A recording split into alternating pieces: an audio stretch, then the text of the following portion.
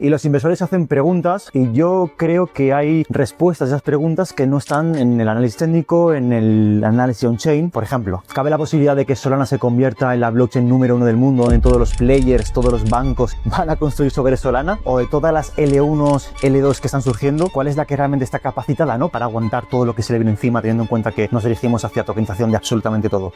Soy desarrollador y desde 2012 conociendo, interesándome y profundizando en el mundo cripto. Desde que recuerdo que una persona me habló de Bitcoin, pues a partir de ese momento pues he pasado por Ethereum, por Stellar, por Cardano, Radix. ¿Qué pasa con Ethereum? ¿Cuál es el problema de Ethereum? A ver, ¿cuál es el futuro de Ethereum? Vale, ¿qué corre? el problema que tiene Ethereum, y lo sabe, es que, ostras, que es que vienen por detrás gente pisando muy fuerte, Eso es. que están escalando de otra manera, no se están encontrando con los mismos, se cuenta con otros, pero no con los mismos problemas que yo tengo. Claro. Veo una blockchain por redes sociales que me promete 200.000 transacciones. ¿En qué nos deberíamos fijar desde un punto de vista tecnológico para decir, me la están colando? Hombre, es marketing. En el mundo de la computación puedes escalar de forma horizontal o verticalmente. Por ejemplo, me viene a la cabeza nuevas blockchains que salen en la... Sui, ahora se llama Phantom, se llama de otra manera, ahora cómo se llama, pero bueno, también lo está haciendo súper bien. Y hay un montón de ellas que están surgiendo y que vienen a apostar por cosas diferentes. ¿Escalan de manera vertical también o horizontal, como Solana? De alguna manera es un poco una pregunta de decir de qué son mejores las nuevas, a día de hoy,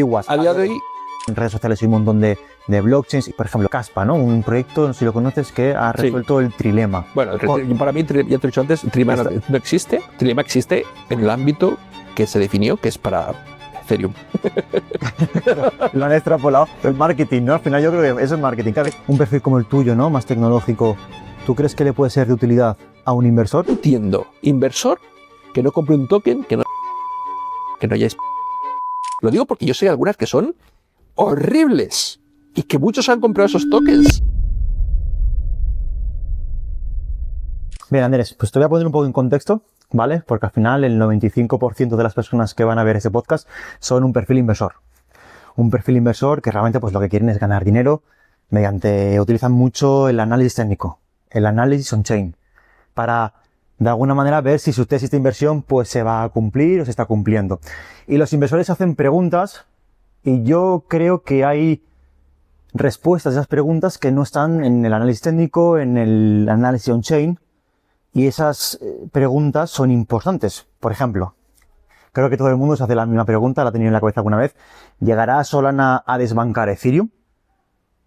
¿Cabe la posibilidad de que Solana se convierta en la blockchain número 1 del mundo, donde todos los players, todos los bancos y todo esto van a construir sobre Solana y desbancando Ethereum? ¿O de todas las L1, L2 que están surgiendo, cuál es la que realmente está capacitada, ¿no?, para aguantar todo lo que se le viene encima, teniendo en cuenta que nos dirigimos hacia tokenización de absolutamente todo? Son preguntas interesantes para un inversor, pero que yo creo que las respuestas no están en los gráficos, están en entender la tecnología, ¿no?, cómo están construidas. Cabe decir que, por supuesto, no hay una relación directa tecnología-precio. Por supuesto, al final, pero no hay nada que haya una relación directa con el precio. Ni análisis on-chain, ni nada de esto. Pero son herramientas que al inversor, porque al final nos dirigimos a inversores, sí que le va a ayudar. Le va a ayudar bastante. Y creo que va a mejorar como inversor.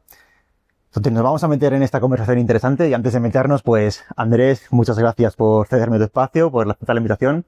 Dinos quién eres, a qué te dedicas, cuéntanos. ¿Qué tal? Soy Andrés León. Bueno, pues soy desarrollador. Yo cuando a veces explico qué soy, pues eso, soy un programador. Un programador que lleva, pues porque ya tengo una edad, lleva mucho tiempo metido en el sector del desarrollo de software y desde 2012, pues conociendo, interesándome y profundizando en el mundo cripto. Desde que recuerdo que una persona me habló de Bitcoin, ¿vale? Y me dijo que eso era una base de datos y a mí siempre me han encantado las bases de datos. Pues a partir de ese momento pues he pasado por Ethereum, por Stellar, por Cardano, últimamente una que se llama Radix, pero siempre desde el punto de vista de programador. Yo en realidad nunca he invertido ni he participado en lo que muchos de tus oyentes hacen, que es el tema de jugar al trading, hacer sus inversiones, etcétera. Porque siempre he visto en esta tecnología una herramienta fantástica para solucionar problemas que en realidad nos encontrábamos los informáticos a la hora de intentar dar soluciones a clientes, ¿no? Como por ejemplo, por ponerte un ejemplo, poder acceder al mismo dato desde diferentes fuentes sin confianza. ¿Sabes? Eso era una cosa que antes no podíamos hacerlo porque al final necesitábamos bases de datos centralizadas donde al final alguien tenía que confiar en alguien. Pero ¿y si no hubiera confianza entre los actores? Por ejemplo, bancos centrales. pues obviamente la tecnología blockchain ha venido a dar una respuesta a ese tipo de problemática. De hecho, los primeros actores, grandes players que ya están poniendo en marcha ese tipo de tecnologías, el Banco Central Europeo la semana pasada anunció que el banco, sabes que hay diferentes tipos de monedas, ¿no? Pues el dinero bancario del Banco Central Europeo ya va a funcionar en tecnología blockchain. ¿Por qué? Porque soluciona su problema de primera mano y porque son, digamos, el primer player que esa tecnología va directamente a su necesidad. Pero que veremos en los próximos años, veremos donde nuestra propia identidad, etcétera, etcétera, va a correr sobre este tipo de tecnología. Y fíjate que todavía no te estoy hablando de especulación y de cuánto vale la... Sí, al final sino te estoy hablando de usos de caso práctico. Trazabilidad. Actualmente en España estamos haciendo muchas soluciones sobre trazabilidad. Estamos tokenizando prácticamente, hay proyectos para tokenizarlo absolutamente todo. Y seguimos sin hablar de especulación, ¿no? Con lo cual es una tecnología que tiene un pozo tecnológico muy importante, disruptivo, ¿vale? Y parecido a otros como puede ser la inteligencia artificial, transversal también, porque va a salpicar muchas áreas de nuestra vida y que al final, pues como ocurre con otras tecnologías, lo utilizaremos en nuestro día a día sin saber como usuarios finales que estamos utilizando esta tecnología. Qué bueno. Al final es lo que tú has comentado, ¿no? No hemos entrado en el tema de especulación ni nada de eso. Y no sé si tú estarás de acuerdo y me gustaría preguntarte, ¿tú crees que el hablar, o sea, el saber un perfil como el tuyo, ¿no? Más tecnológico, ¿tú crees que le puede ser de utilidad a un inversor? ¿Tú crees que a lo mejor puede haber un 5 o un 10% de cosas ahí, de esos temas que son muy complejos y que no hay mucho contenido porque son temas complejos? ¿Tú crees que hay ciertas cosas que le puede servir a un inversor para analizar, ver cosas que, bueno, pues que son más complejas, pero que le sirve al inversor? ¿Tú crees que hay cosas interesantes? Claro, sobre todo a largo, ¿no? A largo plazo. A corto plazo, tú sabes que puede salir un tweet y modificarlo todo. Correcto, ¿no? correcto. O un cisne, vamos a llamarlo cisne negro en este mercado nuestro. Bybit ha sido el último ejemplo, ¿no? Hablaremos ahora un poquito. Exacto, el mayor robo de la historia, ¿vale? En general, cualquier robo que se ha hecho, pues obviamente ese tipo de cosas modifican los precios en un momento dado. Pero como ocurre en la economía tradicional, o sea, es que no es ajeno a lo que ocurre en otro tipo de mercados. Pero a largo, obviamente, el conocer la tecnología intrínseca en los diferentes protocolos lo que te va a permitir es saber si tienen... Saber, eso es, a veces es crear una tesis, ¿no? Claro, efectivamente, como mínimo intentar, digamos, volverte de alguna forma hincha de algún tipo de sistema, pensando en que ese, por lo que tú creas, y obviamente fundamentado, va a superar a otros, ¿no? En los requerimientos que uno pueda llegar a exigirle a este tipo de tecnología. Claro, ¿qué ocurre? Que esta tecnología, a diferencia de otras, requiere de que las bases desde un principio estén bien establecidas, porque recordemos que es inmutable, ¿vale? Eso por sí solo ya dice, ahí tiene más, pero por sí solo dice mucho, porque entonces el día de mañana no puedo hacer ciertas modificaciones en la base del código, porque entonces rompo la inmutabilidad, ¿vale? Es verdad que dirás, bueno, ha habido forks, pues efectivamente, sí. Precisamente esas son las discusiones en los forks. Entonces, cuando ha habido un fork, de repente, Ethereum y Ethereum Classic, por irnos al clásico, nunca mejor dicho, se bifurca y ahora, pues el otro día hablando con personas, hubo gente que optó por Classic y obviamente en la guerra aquella de los bloques falló y era digamos, la de Vitalik la que finalmente ganó. Y hubo gente que tomó partido tecnológicamente, porque era lo de la guerra de los bloques. Si más grande el bloque, menos grande el bloque. Si que acaso después hablamos de eso, porque finalmente las próximas actualizaciones hablan también de todo esto. O sea que 5 o 6 años después sigue siendo exactamente la misma película. Seguimos en las mismas porque el fin es exactamente el mismo.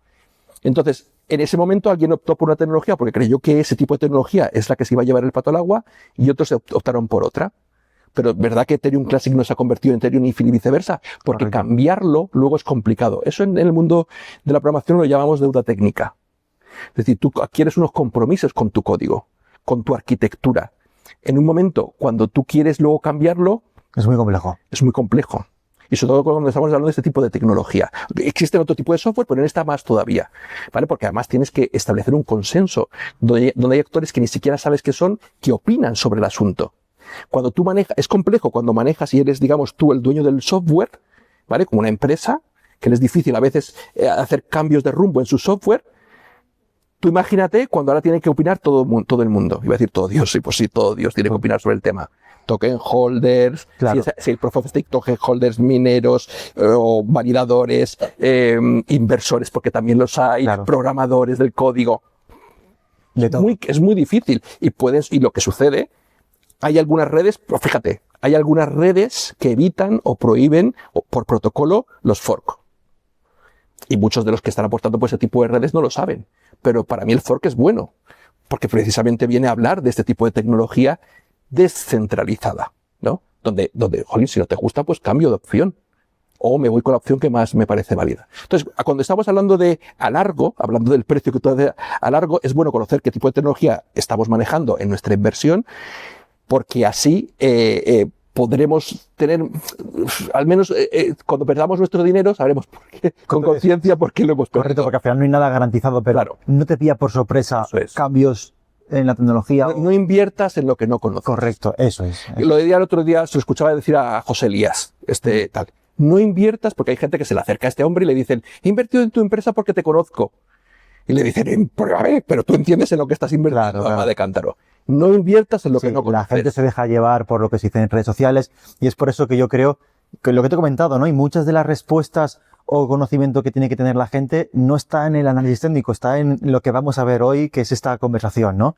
Y yo ya para empezar a entrar ya en proyectos y en cosas que le va a interesar y va a ser muy interesante a la gente que es más inversora, Ethereum.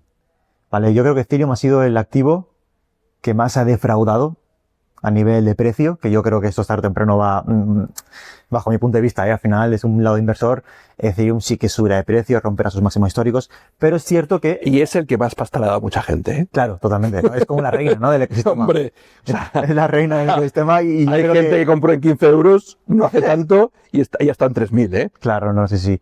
Y bueno, las hay competidores, hablaremos, ¿no? De diferentes tecnologías y yo te quiero preguntar, ¿cuál es el problema de Ethereum? Porque Ethereum tiene retos, es bueno, pero también tiene cosas malas. La gente yo creo que no conoce exactamente cuáles son los problemas que está viendo, ¿no? El tema de los L2, que ahora se ha vuelto inflacionario por las L2, la fragmentación, cosas que son tecnológicas, que dan mucha explicación al porqué de las cosas, y me gustaría que me explicases qué pasa con Ethereum, cuál es el problema de Ethereum, A ver, cuál es el futuro de Ethereum, Vale. ¿qué corre? Para eso hay que entender el pasado. Ethereum fue pensado como un ordenador, una computadora global, ¿vale?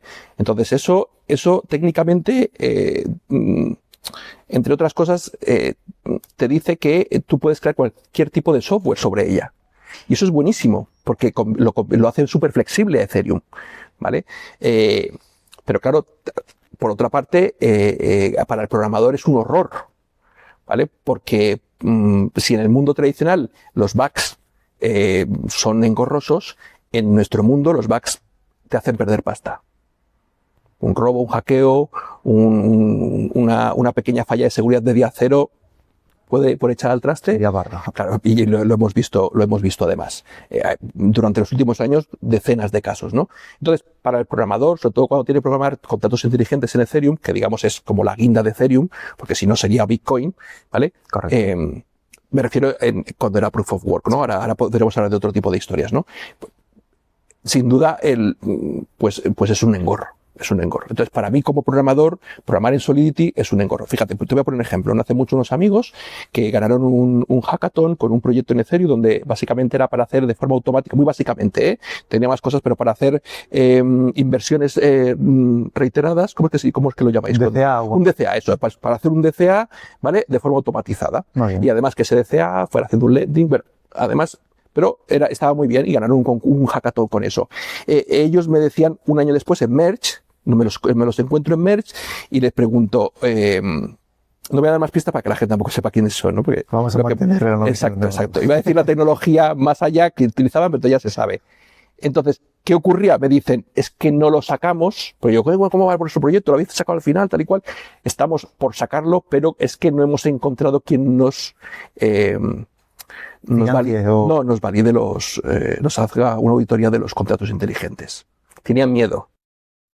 Normal que tengas miedo, y sobre todo cuando eres un programador no sin experiencia, pero que todavía no has sacado algo hacia adelante, cuando te has salido del estándar, ¿vale? Porque has querido implementar innovación. Entonces, he cometido un error.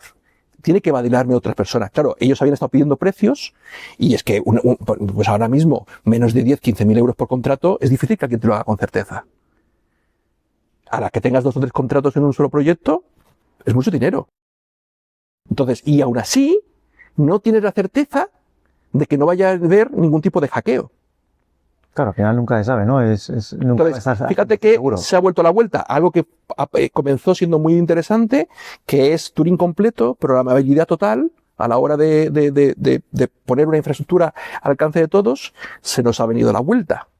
Porque se ha utilizado de forma muy, digamos, estaba pensado para que pudiera ser eso, un ordenador para múltiples proyectos, y se ha ido, claro, pero como es un ledger electrónico, ¿vale? No deja de ser muy especializado para el tema financiero.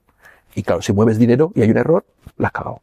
Correcto. ¿Vale? Entonces, por un lado, tenemos eso. Tenemos el tema de que para muchos programadores el tema seguridad es importante. Y obviamente, y eso no tengo que justificarlo, los pasados años, cientos de hackeos, perdiendo miles de millones de dólares, ¿vale? Por culpa de contratos mal. Entonces, ¿cómo lo solucionó? Lo solucionó con los estándar, los RC20, RC21, ¿vale? Entonces, porque ese código está comprobado y además hay librerías tipo OpenZeppelin que tú sabes que si utilizas ese código no va a haber hackeos en principio, ¿vale? Pero no tiene por qué haber ningún tipo de fallo. Pero eso, ¿qué hace? Acota la innovación.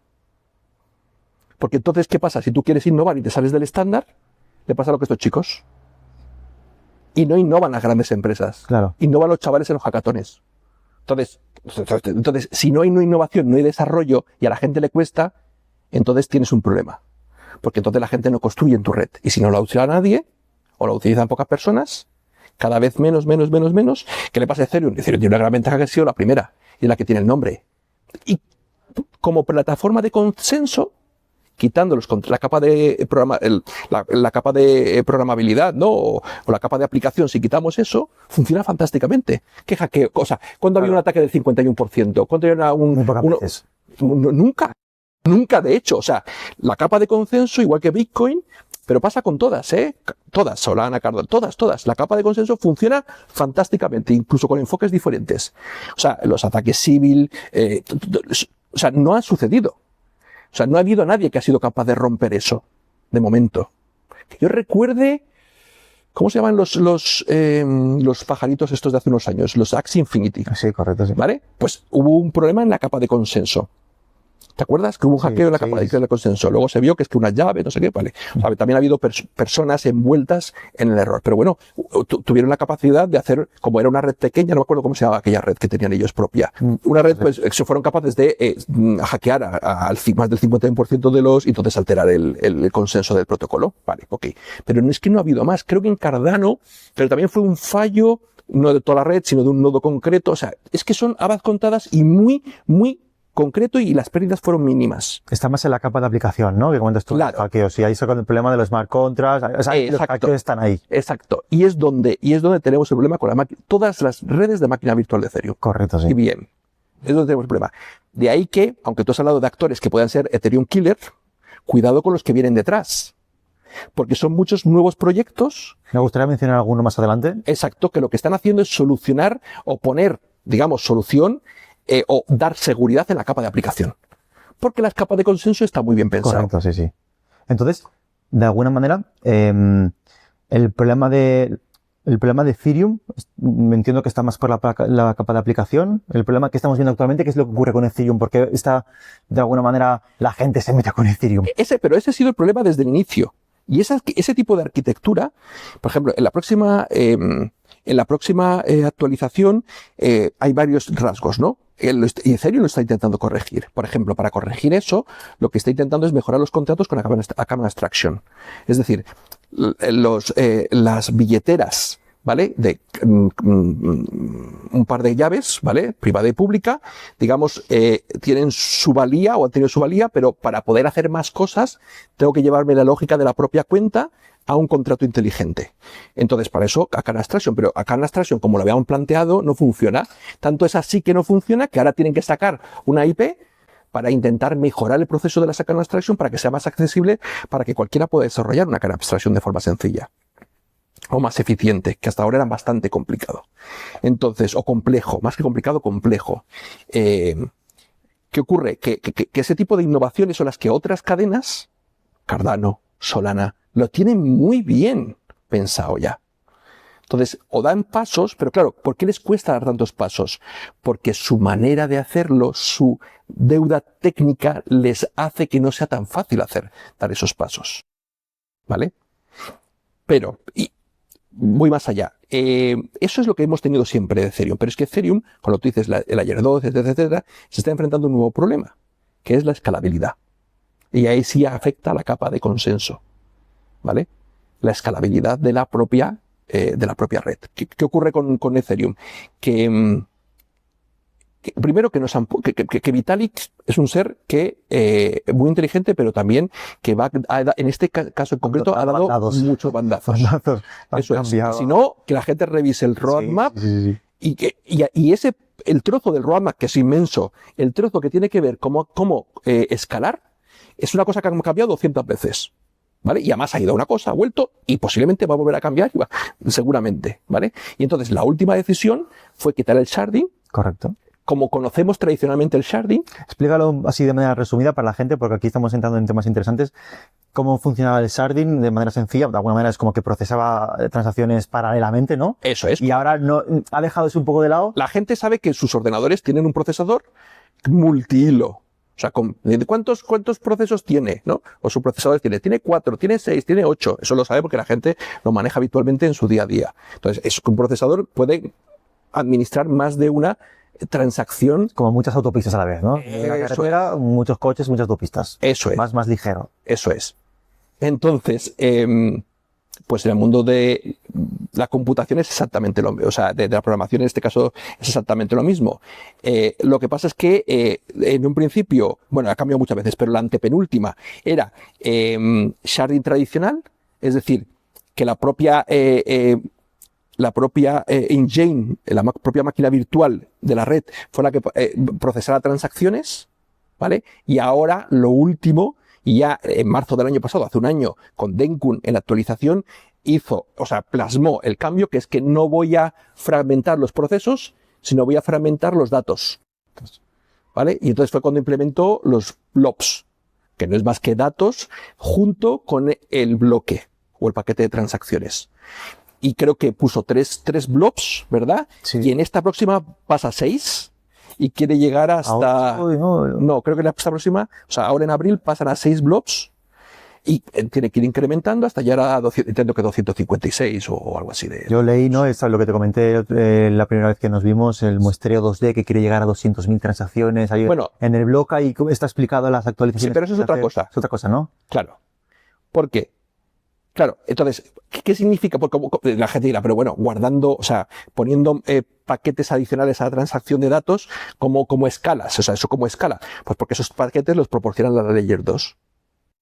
¿Vale? Entonces, esa información, además, información que solamente sirve para ratificar que la información que vas a guardar sea la correcta. O sea, como información de validación. Y otras cosas anexas, pero información de validación. ¿Vale? No van contratos inteligentes, no van... Entonces, ¿qué es lo que quiere hacer? Shardear a partir de rollups.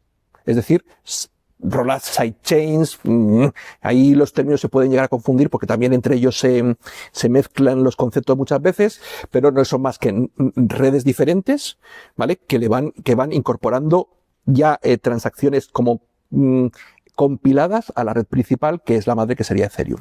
Entonces, claro. Sí, verdad. Se han convertido, ese es el siguiente problema que tenemos, ¿vale? Que se han convertido tan eficientes esas redes. Correcto. A la hora de, sobre todo esto de los blobs, lo han hecho tan sumamente eficientes que el último problema que ahora mismo tiene Ethereum es que hay un coste de operación, como en toda empresa. Es decir, mantener la estructura me cuesta algo. Y en este caso es una infraestructura técnica que requiere de hardware, de software, de personas, etcétera, etcétera. Las transacciones que están llegando, aunque sean caras, ¿están cubriendo el coste de operación? Pues eso es lo que últimamente mucha gente está poniendo en tela de juicio por Ethereum. Entonces, para hacer una recapitulación, porque sé que mucha gente se habrá perdido, voy a ver si yo lo he entendido, y si yo lo he entendido, yo creo que el resto lo habrá entendido. Hemos dicho que al principio, pues Ethereum cambió un poco el enfoque, ¿no? Del sharding pasó un poco a delegar la capa de los rollups, de la capa de ejecución, pues a las L2, ¿no? Ese cambio de alguna manera forzó a que surgiesen esas soluciones de escalados, las L2. Entonces, claro, Eso es un problema, ¿no? Es decir, ahora se están volviendo tan eficientes las L2 y tan baratas, y de alguna manera Ethereum ahora es como, podemos decir, como un disco duro, simplemente, ¿no? Es como guardar información en datos y poco más. Es decir, se ha centrado mucho en ser el disco duro de la información, y las operaciones y todo esto se están haciendo como proyectos separados de Ethereum, que es un poco el mismo ecosistema, pero claro, esto genera fricciones, genera problemas, ¿no? Se genera fragmentación de liquidez, se genera que no se coordinan entre ellas, genera muchas cosas, es que ¿no? has hablado de dos cosas.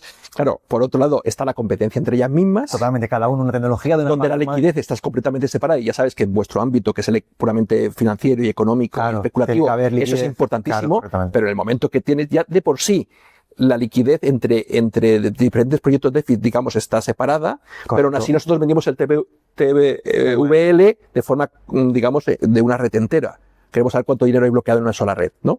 Correcto. Pero ¿por qué? Porque creemos que entre la misma red es fácil que esa liquidez pueda moverse. Sí. Pero entendemos que salir de esa red, irse a otra, es más difícil. Pero es lo que estás haciendo aquí. Al shardear, al escalar de esa forma en múltiples redes, digas, estás haciendo un gobierno de taifas. O sea, cada uno con su propia liquidez y sus propias películas. Correcto, sí, sí. Lo cual lleva a otro problema más, que es el que tiene que... Y él lo sabe, Vitalik lo sabe. Si le leéis a Vitalik hay que leerle. O sea, él tiene un blog, ¿no?, donde publica, y hay que leerle, ¿vale? Porque hay que tener conocimiento, porque yo he probado a leerle y como no tengas experiencia de más técnico, vale, por eso te traigo aquí, porque es complejo, ¿no? Pero si coges a GPT te lo explicará bien. Porque Vitalik sabe mucho. Sí, sí, sí. Claro, él sabe que el siguiente paso que tiene que hacer es, como tú has dicho antes, la palabra coordinar. Sí, pero en nuestro mundo, esa palabra, sino lo que tenemos que hacer es interoperar, ¿verdad? La interoperabilidad de las redes. Entonces, claro, ¿por qué? Porque entonces no hay DeFi. Claro. El DeFi parte de la base de que tú puedas, dentro de una... A ver, como lo entiendo yo, que en una misma transacción, en una sola transacción, ¿vale? No solamente pueda, digamos, articular varias acciones diferentes, sino que en esas mismas acciones se puedan retroalimentar unas a otras. Es decir, yo pueda pasar de un token A a un token C, pasando por un token B, yendo a dos contratos diferentes, de dos aplicaciones DeFi completamente diferentes. ¿Eso es lo que sería la atomicidad de las transacciones? La atomicidad es cuando esas acciones, si una falla, todas fallan. Sí. Esto no es un concepto de la blockchain ni de las DLT, es un concepto de la informática, de la computación en general. Cuando yo hago transacciones a una base de datos normal, también tengo atomicidad. Y tengo componibilidad, que es lo que te decía. Componer, es decir, que una acción sirva para la otra. ¿Vale? Claro, eso es interesante para que la gente no se acabe de perder. O sea, una de las cosas que ocurre con las L2 es que ha surgido este concepto de componibilidad, que es que como una es de cada suma de su padre, muere. No se pueden unir. No, muere la componibilidad. Claro, no hay. Las dos matan la componibilidad. Y eso es un día de hoy, ¿eh? Claro, a día de hoy, exactamente. De hecho, hablaremos un poquito más adelante, hay proyectos, ¿no?, que intentan solucionar, ¿no? Si no me equivoco, pues Polygon Layer busca un poco hacer esa capa de... No, esas están todos. Hay muchos proyectos ahora mismo que es para los datos Celestia, para lo no sé qué otro proyecto. Es decir, en base al problema que hemos dicho inicialmente de que se lió pasando del Sardin a esa tendencia para buscar L2 que escalen, en base a ese problema generas otros. Claro, y si quieren solucionar, hay un montón de proyectos intentando solucionar esos problemas. Claro. De una acción al principio que liaste pardo un poquito, has generado todo un ecosistema de proyectos. Y son conscientes, o sea, claro, se hace adrede, es decir, claro, y toman decisiones, por eso se llama deuda. Tú eres consciente. Claro, ahora tú eres muy consciente de lo que estás haciendo. De hecho, se llama consagración. ¿Vale? En inglés suena mejor, ¿no? Pero en castellano suena un poco raro, pero esa es la palabra, ¿no? Es consagrar tu idea porque queda ahí. Correcto. Porque luego cambiarla va a ser muy difícil. Claro. Entonces ellos han consagrado una idea. Te voy a decir una cosa. ¿Tú crees que ahora esto... Claro, tú dices, ahora hay que arreglarlo, ¿no? Se está evolucionando. Pero yo te digo que, por lo menos, la realidad es que ahora los grandes bancos, grandes players están construyendo, por ejemplo, salía UBS o Deutsche Bank que construían sobre ZK-Sync, un L2. Es decir, ya no puedes hacerlo para atrás. Ahora te toca pisar el acelerador y... No. ¿Cómo? No. Es más, es que ahora lo que yo estoy viendo es que grandes players están construyendo por primera vez fuera de IBM. Cuidado, que el paradigma puede estar cambiando. Eso hablaremos ahora de diferentes... ¿Por qué? Porque ¿cuál es el fin de hacer todo esto? Escalar. Sí, correcto. Pero ¿y si hay otros que están escalando en L1 sin necesidad de L2 más que tú y entonces no están matando la componibilidad y por tanto el DeFi, que es de forma natural lo que tiene que suceder dentro de este tipo de redes. Solana, por ejemplo. Vamos a pasar a esos temas ahora un poco para cerrar el tema de Ethereum, para que quede clarinete. Pero es para que la gente entienda. Correcto. Porque me has hablado de los problemas, claro, el problema que tiene Ethereum, y lo sabe, es que, ostras, que es que vienen por detrás gente pisando muy fuerte, Eso es. que están escalando de otra manera, ¿vale? Están haciendo otras cosas diferentes y que no están en esa forma diferente, no se están encontrando con los mismos, se cuenta con otros, pero no con los mismos problemas que yo tengo. Claro. ¿Sabes? Y cabe la posibilidad, ¿no?, de que oye, más adelante a lo mejor le se coma cuota de mercado y Ethereum pierda. De momento no así, ¿no? De momento Ethereum es la reina y es la que tiene la cuota de mercado y es donde todos, por ejemplo, Donald Trump construye su meme en Solana, pero construye su proyecto en Ethereum, ¿no? Es decir, al final Ethereum por el momento pues es la reina. Y me gustaría hablar de que Estados Unidos, pre-Trump, ¿vale? Los proyectos no iban, había varios iniciados, los que él mismo ha matado, como el de las CBDCs, iban en Metal Network, por ejemplo. O sea, ni siquiera redes que conociéramos. O sea, eran nuevos tipos de redes.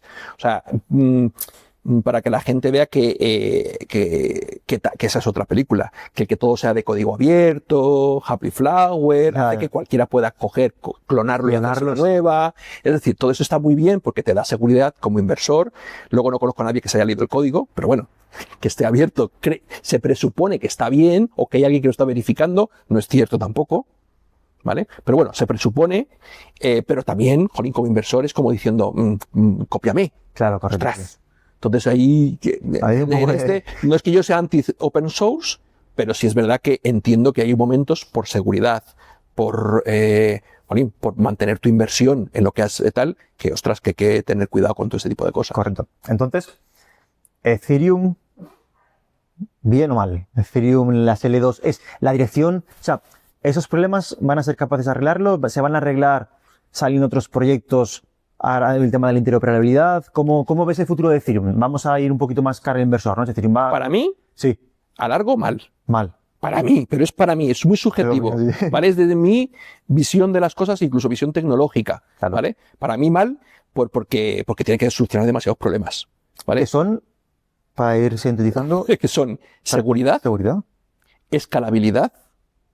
¿Las L2 no crees que ayudan a esa escalabilidad? No, porque la componibilidad no sé cómo, y luego descentralización. ¿Por qué? Porque cuando tú has intentado, todo proyecto que conocemos, cuando has intentado escalar vía diferentes redes, siempre has encontrado que tienes que tener un núcleo central que coordine esas redes.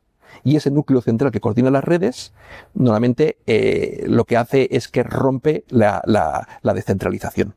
Polkadot, por ejemplo. ¿Cuál es la acusación más grave hacia Polkadot? Que está muy centralizada, ¿vale?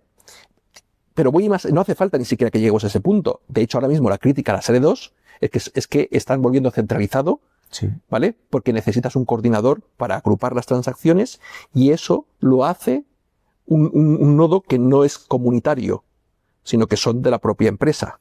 Polygon, Arbitrium, tal, para mandarlas ahora a la Layer 1. Fíjate cómo salen proyectos secuenciadores descentralizados, ¿no? Precisamente un poco para atacar eso. Claro, entonces... O sea, son proyectos que van saliendo para solucionar problemas que Ethereum tiene por todos lados.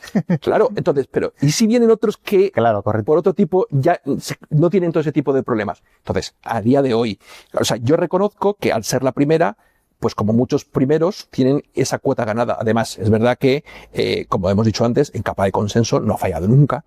¿Vale? Con lo cual entendemos que no tiene por qué fallar, etcétera, etcétera. No sabemos tampoco cómo, porque ahora todas se van a enfrentar al post-quantum, no sabemos cómo va a funcionar eso tampoco. Entonces son muchos los retos que tiene y desafíos a los que se enfrenta Ethereum. Es la más grande, es la que tiene la capacidad de poder hacer las cosas bien, pero hasta el momento, desde mi punto de vista, y me saldrán un montón de haters, lo sé, hay gente pero me gustaría que fueran haters técnicos, claro, no simplemente porque yo haya invertido en Solana, en Ethereum, y ahora crea que mi posición va a verse afectada por culpa de lo que pueda decir yo. Al final, la gente tiene que tener claro que tecnología no va directamente relacionada con precio. No. Es lo que hemos comentado al principio, porque es importante. Esto es una herramienta más para que el inversor tenga su criterio, ¿no? Que no solamente se fije en el análisis técnico. Y que hemos puesto en la mesa problemas que los propios técnicos saben. De hecho, noticia de 1 de marzo, es decir, de ayer, ¿vale? Ethereum nombra a 2 nuevas personas, Fundación Ethereum nombra a 2 nuevos responsables, ¿vale? Para, digamos, pilotar toda esta historia. Y es gente de la comunidad Ethereum de toda la vida, nombres importantes, muy respetados, porque saben que van a tener que hacer cambios sustanciales, y necesitan de personas que todo el mundo respete para poder hacer ese tipo de cambios. Que mucha gente no va a estar de acuerdo con alguno de estos cambios. Claro, claro. Sí, no, eso va a ser una jauría. Ya sabes que Ethereum un cambio ya... siempre es un drama todo, sí, ¿sabes? Sí. Entonces claro, yo lo que infiero de ti es que Ethereum tiene este problema, que en el largo plazo va a tener un problema porque, claro, esa deuda técnica que ha generado y solventar todo esto que estamos comentando. ¿Tú crees que los proyectos que han surgido, ¿no? Como Polygon, el aggregator Polygon Aglayer, que si, pues el problema para quitarle datos a la capa de Ethereum, pues salen Celestias, Avails, o para la interoperabilidad, pues sale otro proyecto, ¿no? En el Layer Zero salen muchos proyectos que salen, pues, para generar esos problemas, para arreglar esos problemas, ¿no? De fragmentación de liquidez, de que cada uno sea de un padre y una madre, secuenciadores descentralizados, ¿no? Para que sean compartidos y que haya conexión en tiempo real de los rollups, ¿no? De las L2. Todo, o sea, ha surgido una cantidad de proyectos en este ciclo, todo para arreglar esos problemas. Vale. Entonces, te pregunto, esto que te añado, aún así, ¿sigues viendo que el problema se mantiene? ¿Y dónde va a acabar todo esto? Economía tradicional. Entre más actores tengamos en el juego, menos nos queda, o sea, menos líquido que le queda a la gente para ganar. Es decir, o más caro se vuelve el producto. ¿No? Correcto. Eso es de economía tradicional, sí. Diríamos de primero de economía, ¿vale? Si en la cadena tienes 10 personas entre medias, o sea, o el coste del producto es muy alto o tu beneficio es muy bajo. ¿Vale? Demasiados intermediarios por todos lados. La gente va a querer su plato. Correcto. ¿Vale? Entonces, ¿qué pasa? Que si viene otro que no tiene todo eso por delante, que es lo que ya le está sucediendo, la fee es muchísimo más baja. Correcto. O sea, ¿por qué se han ido a hacer las memes a Solana? Porque la fee es baja. Correcto, eso es. Punto. No hay más. No hay más. Entonces, es que esa es la otra. Porque o sea, al final, cuando tú quieres ayudar, más ahora cuando hay que convencer tanto a la gente para que incorpore en sus proyectos cualquier tipo de tecnología DLT o blockchain. Si encima le dices que el coste de su producto al meterle esa tecnología va a subir conforme a una base de datos tradicional, tienes que justificarle muy bien por qué pasas de una base de datos tradicional a una base de datos descentralizada. Que su coste se multiplica por 10 en muchos casos. En ese caso no hace falta. No, hombre, entonces serías mal programador al ofrecerle esa solución. Claro, correcto. Pero que él no va a entenderlo claro. En muchos casos, porque tú sabes que al final es coste. Sí. Entonces, claro, si tienes una red que es muy barato el coste, pues es más fácil implementarlo y convencer a un cliente, tipo Solana. Pero si estamos hablando de que creo que más o menos la media del año pasado era $1 transacción en Ethereum. $1 transacción, que se dice pronto. Y el de las Layer 2 me parece que en ZK era 0,19 sí, era muy barato. Y no ZK eran 0,9 o 0,8 o algo así, de media. Mucho más eficiente. Eso es. Entonces, claro, tienes el problema, ¿no? de la economía del... Aún así es caro, Sí. Comparado con una base de datos tradicional. Creo que Solana era 0,0001. Entonces, claro, son muchos ceros entre medias. Entonces, vamos a pasar a las redes que puedan desbancar Ethereum, o vamos a entender al final, claro, aquí yo me imagino a la gente, ¿no?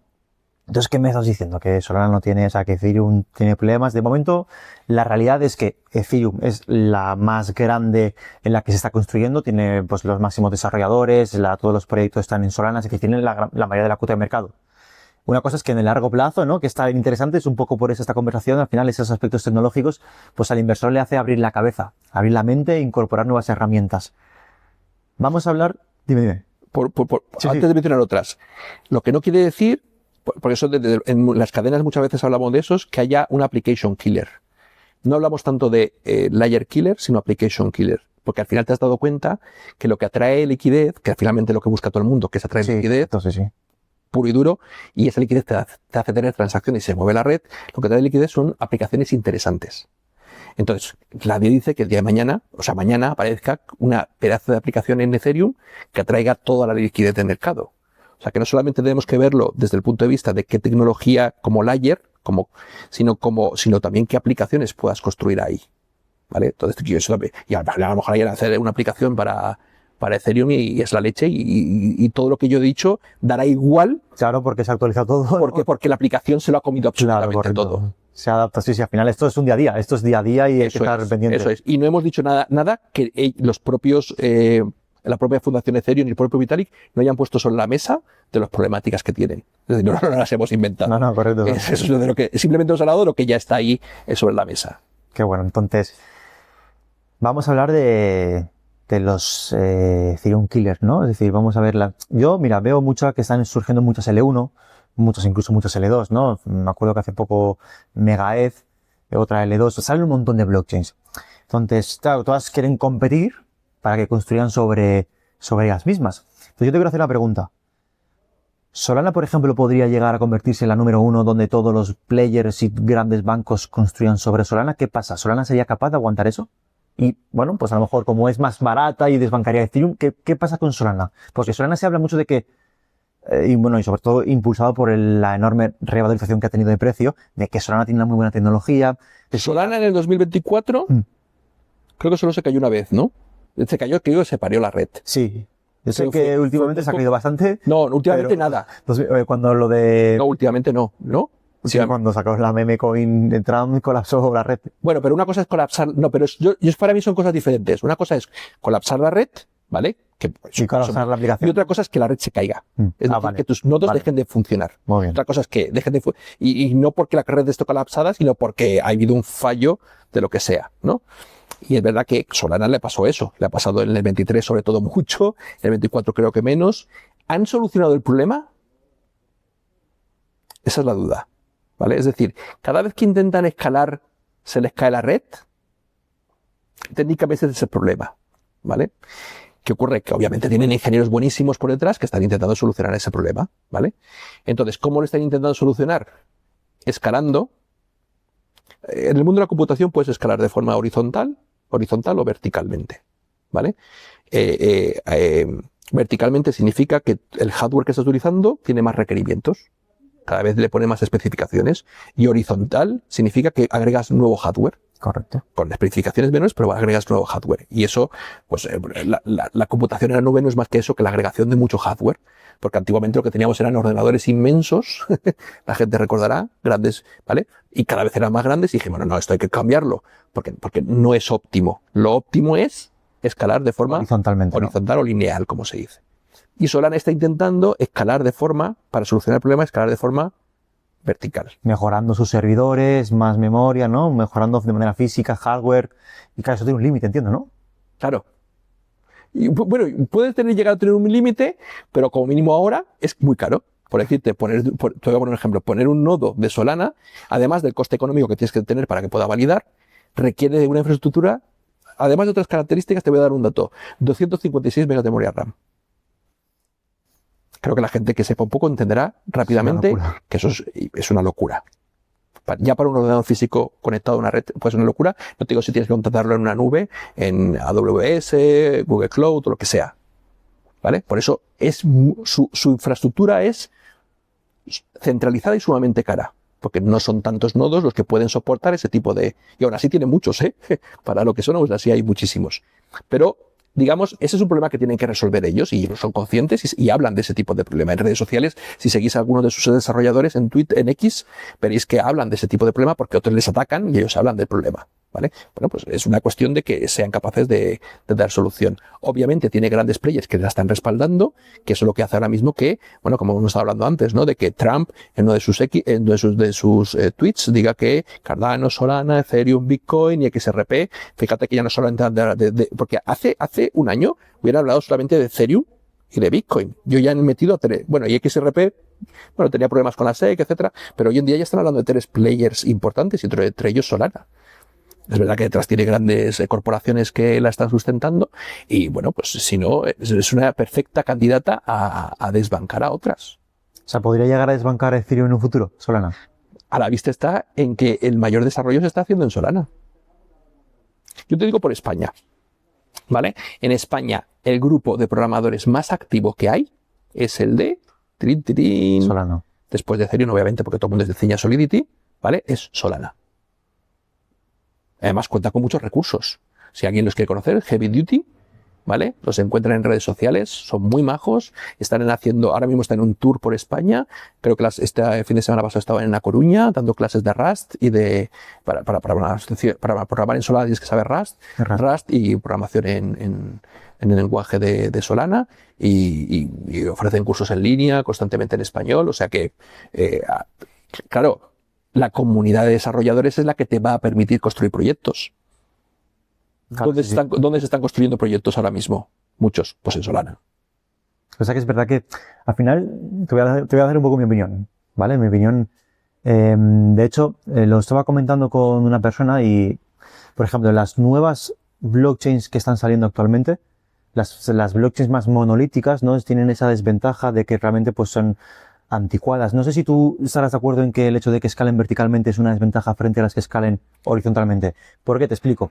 Al final, es verdad que Ethereum, no sé si Ethereum escalaría horizontalmente debido a estas L2, independientemente de que tengan problemas. Lo ha planteado, si te fijas, Vitalik, aunque sea por nuevas redes, lo ha planteado de forma horizontal. Claro, ¿y eso no crees que tiene una mejor ventaja a la hora, al final, poco hacia el mundo al que nos dirigimos, ¿no? Donde se va a tokenizar absolutamente todo, grandes players van a entrar. ¿Tú crees que la demanda que se está generando sobre Ethereum de peso, de construcción, de proyectos y demás, se podría aplicar a Ethereum, a Solana, y lo aguantaría a nivel técnico? Es decir, ¿la red aguantaría? Va a depender si son capaces de solucionar los problemas que tengan en sus nodos. Claro, a día de hoy, a día de hoy está soportando, no sé si son 65.000 transacciones por segundo, ¿no? Sí, no. Transacciones simples, que esto es importante de decirlo.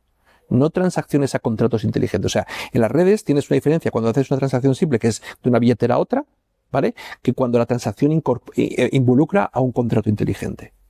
Porque entonces es una transacción que tiene que ir a un contrato, a una serie de contratos, y después, pues, o a tu propia billetera, o a otro tipo de billetera, lo que sea.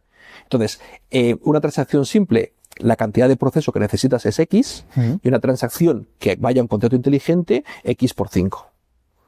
¿Vale? Estoy inventando las cifras, ¿vale? Pero obviamente necesita más poder de cómputo. Y eso hace que el nodo que tenga que ejecutar ese poder de cómputo necesite algún tipo de capacidad para poder hacerlo. Y la capacidad, obviamente, es hardware, siempre, ¿vale? Pero el hardware va a depender de lo optimizado que tú tengas el software. Y un nodo no deja de ser software más hardware. Y yo creo que actualmente lo entiende todo el mundo cuando vemos que la gente de DeepSeek es capaz de, con menos hardware, hacer lo mismo que la gente con mucho hardware porque han sido capaces de optimizar el software. Correcto. Sí. Creo que eso lo entiende todo el mundo ahora, ¿no? Que le ha quedado muy claro a la gente cómo funciona esto. Pues esto es exactamente lo mismo. ¿Tú eres capaz de optimizar tu software? Cardano, por ejemplo, está corriendo nodos en Raspberry Pis, en M1s. ¿Cuánto cuesta un M1? Bueno, no sé ahora, el M4, ¿no? Está por el M3. Uno de los ordenadores estos, me refiero a los cuando digo M1, ¿me entiendes? No. Es el chip de los Apple. 700 euros. Claro. ¿Vale? Da igual, pero que me refiero. Y además, una Raspberry Pi cuesta 50 euros. Bueno, no, cuesta 125 ya una Raspberry Pi 5, ¿no? Pero bueno, 125 euros. Están corriendo nodos en esos cacharritos. Tú ves, quiere decir que quién está optimizando y al final hace lo mismo que hace Solana, que es procesar transacciones. ¿Quién ha optimizado mejor su código? ¿Quién está utilizando mejor el hardware? Obviamente Cardano. Luego hablaremos de problemas que tiene Cardano por otros sitios, pero obviamente Cardano, ¿no? Con frente a Solana. ¿Y tú no crees que estas blockchains, la ventaja frente a las blockchains que están surgiendo nuevas L1, a nivel tecnológico, qué diferencia hay con las antiguas? Por ejemplo, me viene a la cabeza nuevas blockchains que salen. Sui, por ejemplo, Sui. Ahora se llama Phantom, se llama de otra manera, ahora cómo se llama, pero bueno, también lo está haciendo súper bien. Sí, ¿no? Las Phantom, la antigua Phantom es Sonic, Metaverse X. Todas estas nuevas que van surgiendo. Radix, ¿sabes? Es decir, hay un montón de ellas que están surgiendo y que vienen a apostar por cosas diferentes. Todas ellas. Si te das cuenta. ¿Escalan de manera vertical también o horizontal, como Solana? No, todas van a vertical. Todas van a horizontal. Vale, claro, todas van a horizontal. Hacen sharding horizontal. Claro. De hecho, lo que han conseguido la mayoría es un protocolo de consenso de sharding horizontal. Todas estas que hemos mencionado hacen eso. Claro. O sea, una NEAR también, correcto. Muy interesante. Bueno, se nos irían saliendo nuevas, ¿no? Pero es que hay muchas de ellas. ¿Y por qué ese cambio? Es decir, a eso quiero un poco ir yo. Es decir, yo de las antiguas con respecto a las ahora, es ese escalamiento vertical. de las antiguas, como Solana, y ahora horizontal. ¿Por qué? ¿Por qué ha habido ese cambio? ¿Se ha visto que es mejor, más eficiente? ¿Por qué? Al final es lo que hemos hecho, y como te decía antes, la computación en la nube no deja de ser computación, o sea, escalar de forma lineal. No tienes más que irte a un centro de datos. Sí, por Cuando, ejemplo, un montón de servidores. no tienen grandes ordenadores. Correcto. ¿Vale? Tienen un montón de ellos. servidores, sí. Y cuando, por ejemplo, los Blade, cuando entras es un rack y tiene dentro de cada uno de ellos hay un montón y cada uno es un pequeño ordenador, ¿no? Entonces dices, ostras, ¿y por qué? Porque es la forma más eficiente de hacerlo que conozcamos hasta ahora. ¿Sabes? A lo mejor en un año conocemos otra, pero hasta el momento esa es la forma más eficiente. Entonces lo que están haciendo muchas de esas redes es eso, es decir, para crear más cómputo, más capacidad de procesos, lo que necesito es más nodos. Correcto. Entre más nodos tengas, más shards, más líneas de procesos puedo abrir. O sea, se hace paralelamente, ¿no? Es decir, no hace falta Claro. que Y el protocolo de consenso que han conseguido idear cada una de estas son diferentes enfoques. Podríamos hablar otro día, porque eso es un mundo aparte, pero lo que consiguen es que finalmente lo mismo que consiguió en su momento, y es la maravilla de Bitcoin, que es capaz de que podamos tener una red distribuida, descentralizada, ¿vale? Sin que incurramos en el doble gasto. Al final todo va de eso, de poder saber bloquear el estado para que cuando venga la siguiente transacción no pise, ¿vale? el estado anterior y incurran en un doble gasto. Correcto. Todo va de eso. Sí. Que sencillo, pero luego llevarlo a la práctica. Bueno, hay cosas que son cruzados de no sé qué, trenzados de no sé cuántos. O sea, hay una algoritmia, hay una matemática detrás de todo eso, ¿sabes? Muy compleja. Muy compleja. Pero que hace que este tipo de gente pues esté consiguiendo cosas como que algunos están planteándose en nada hacer pruebas de 1 millón de transacciones por segundo en una L1, que de hecho ya las han hecho. Sí. Y pero lo que pasa es que digamos mucha gente pone en tela de juicio cómo se han hecho, y yo sé de alguna red que está a punto de sacar una prueba, un test general completamente distribuido en todo el mundo, con observadores independientes que sea capaz de medirlo si es correcto, si no es correcto, ¿vale? Con gente que esté auditando lo que se ha hecho, cómo es el código, para poder decir sí, ¡pum! Yo soy capaz de hacer 1 millón de transacciones por segundo, y no solo eso, sino no transacciones por segundo, que están hablando de swaps por segundo, es decir, de no transacciones simples, sino transacciones complejas, que diríamos que sería como si hubieran hecho 6 o 7, ¿vale? De las simples. O sea, es una... Claro. Y piensa que Visa o Mastercard están procesando, me parece que en torno a 250.000 transacciones por segundo. Claro, ese tipo de redes, en Layer 1, que solamente necesitas meterle nuevos nodos.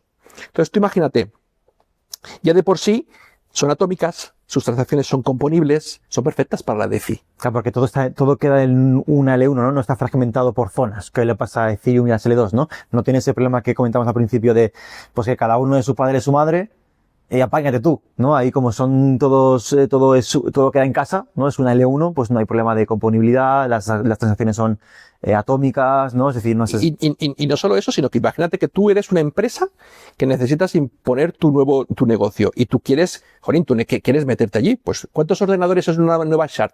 ¿100 nodos? Pues pongo 100 nodos. Y ya tengo mi shard exclusiva. Claro, correcto. Porque los estoy poniendo yo. ¿Vale? Ahí vamos al hardware. Si el hardware, que es la otra lucha es el hardware. Entre más liviano sea el hardware, más económica es la infraestructura, más capacidad de escalar voy a tener, más fácil va a ser para la empresa decir, pongo 100, pongo 1000 nodos, no pasa nada. Y requerimientos legales, porque hasta donde yo estoy intuyendo, después de leer DORA, NIS2, que son leyes a nivel europeo que tienen que ver con seguridad y resiliencia, etcétera, etcétera, MiCA, todo por donde va, es que nos van a pedir, seguramente, es que para poder, de alguna forma, asegurarle a nuestros clientes de un producto X, de que su información, sus tokens, etcétera, etcétera, no se van a perder, tengo que tener un mínimo de nodos en esa red. Porque yo soy el que garantizo que aunque se caiga el resto de la red, mis nodos no se caen. Como empresa. Como proyecto. Entonces, esos van a ser cosas que 2, 3 años, 4 años, sobre todo cuando tengan que pasar por cuando las redes tengan que certificarse como compliance, que eso va a ser otro de los pasos, que cumplan con ISO 27001, que cumplan con no sé qué, que tengan que caicen las cuentas. Va a haber redes compliance completas, redes compliance, semi-compliance, redes no compliance. ¿Qué quiere decir? ¿Que van a desaparecer? No. ¿Que van a censurarlas? No. Solo que si yo soy una empresa y quiero montar, por ejemplo, una tokenización de un producto financiero, voy a hacerlo donde me dice la Unión Europea que puedo hacerlo, en una red compliance, que es la que ellos habrán certificado como que son check, check, check, check. ¿Dónde lo van a hacer? Donde yo puedo montar unos nodos para poder seguir garantizando que a mis clientes del BBVA, estoy poniendo un ejemplo, pues ¿qué necesito? ¿100 nodos? Pues monto 100 nodos. Y así yo, que soy el BBVA, aunque se caiga el resto de la red, o sea, que el resto diga, no, esto ya no me interesa, no, quito el nodo, yo sigo manteniendo unos nodos que garantizan que la red sigue existiendo. Que bueno, y eso es lo que estamos viendo actualmente de las nuevas L1, ¿no? Utilizan esa metodología, de manera horizontal. Podemos decir que la diferencia entre las antiguas blockchains y las nuevas es eso, ¿no? Un poco, básicamente, ¿no? Por resumir, básicamente. Entonces, claro, si viene, por ejemplo, un gran player a construir, para aterrizar el concepto de que quede ahí de manera clara, si viene un gran player, un banco a construir, ¿qué va a ser mejor? Entendiendo mejor que puede ser relativo, ¿no? ¿Una de esas que escalan verticalmente o una de esas que escalan horizontalmente? ¿Cuál va a soportar mejor el peso? ¿Dependerá de qué dependerá? O sea, de alguna manera es un poco una pregunta de decir de qué son mejores las nuevas a día de hoy, y por eso me sorprende que cada día haya más proyectos que estén apostando por Algorand, por Avalanche, por nuevas redes, digamos, y me refiero a proyectos a nivel nacional, CDBCs que están apostando por gente, por ejemplo, en la India, por Radix. Es decir, ¿por qué están apostando por este tipo de redes nuevas? ¿Por qué me sorprende? Sí. Porque lo normal es que si tú tienes pasta y quieres un gran coche, te compras un Mercedes, un Volvo, ¿no?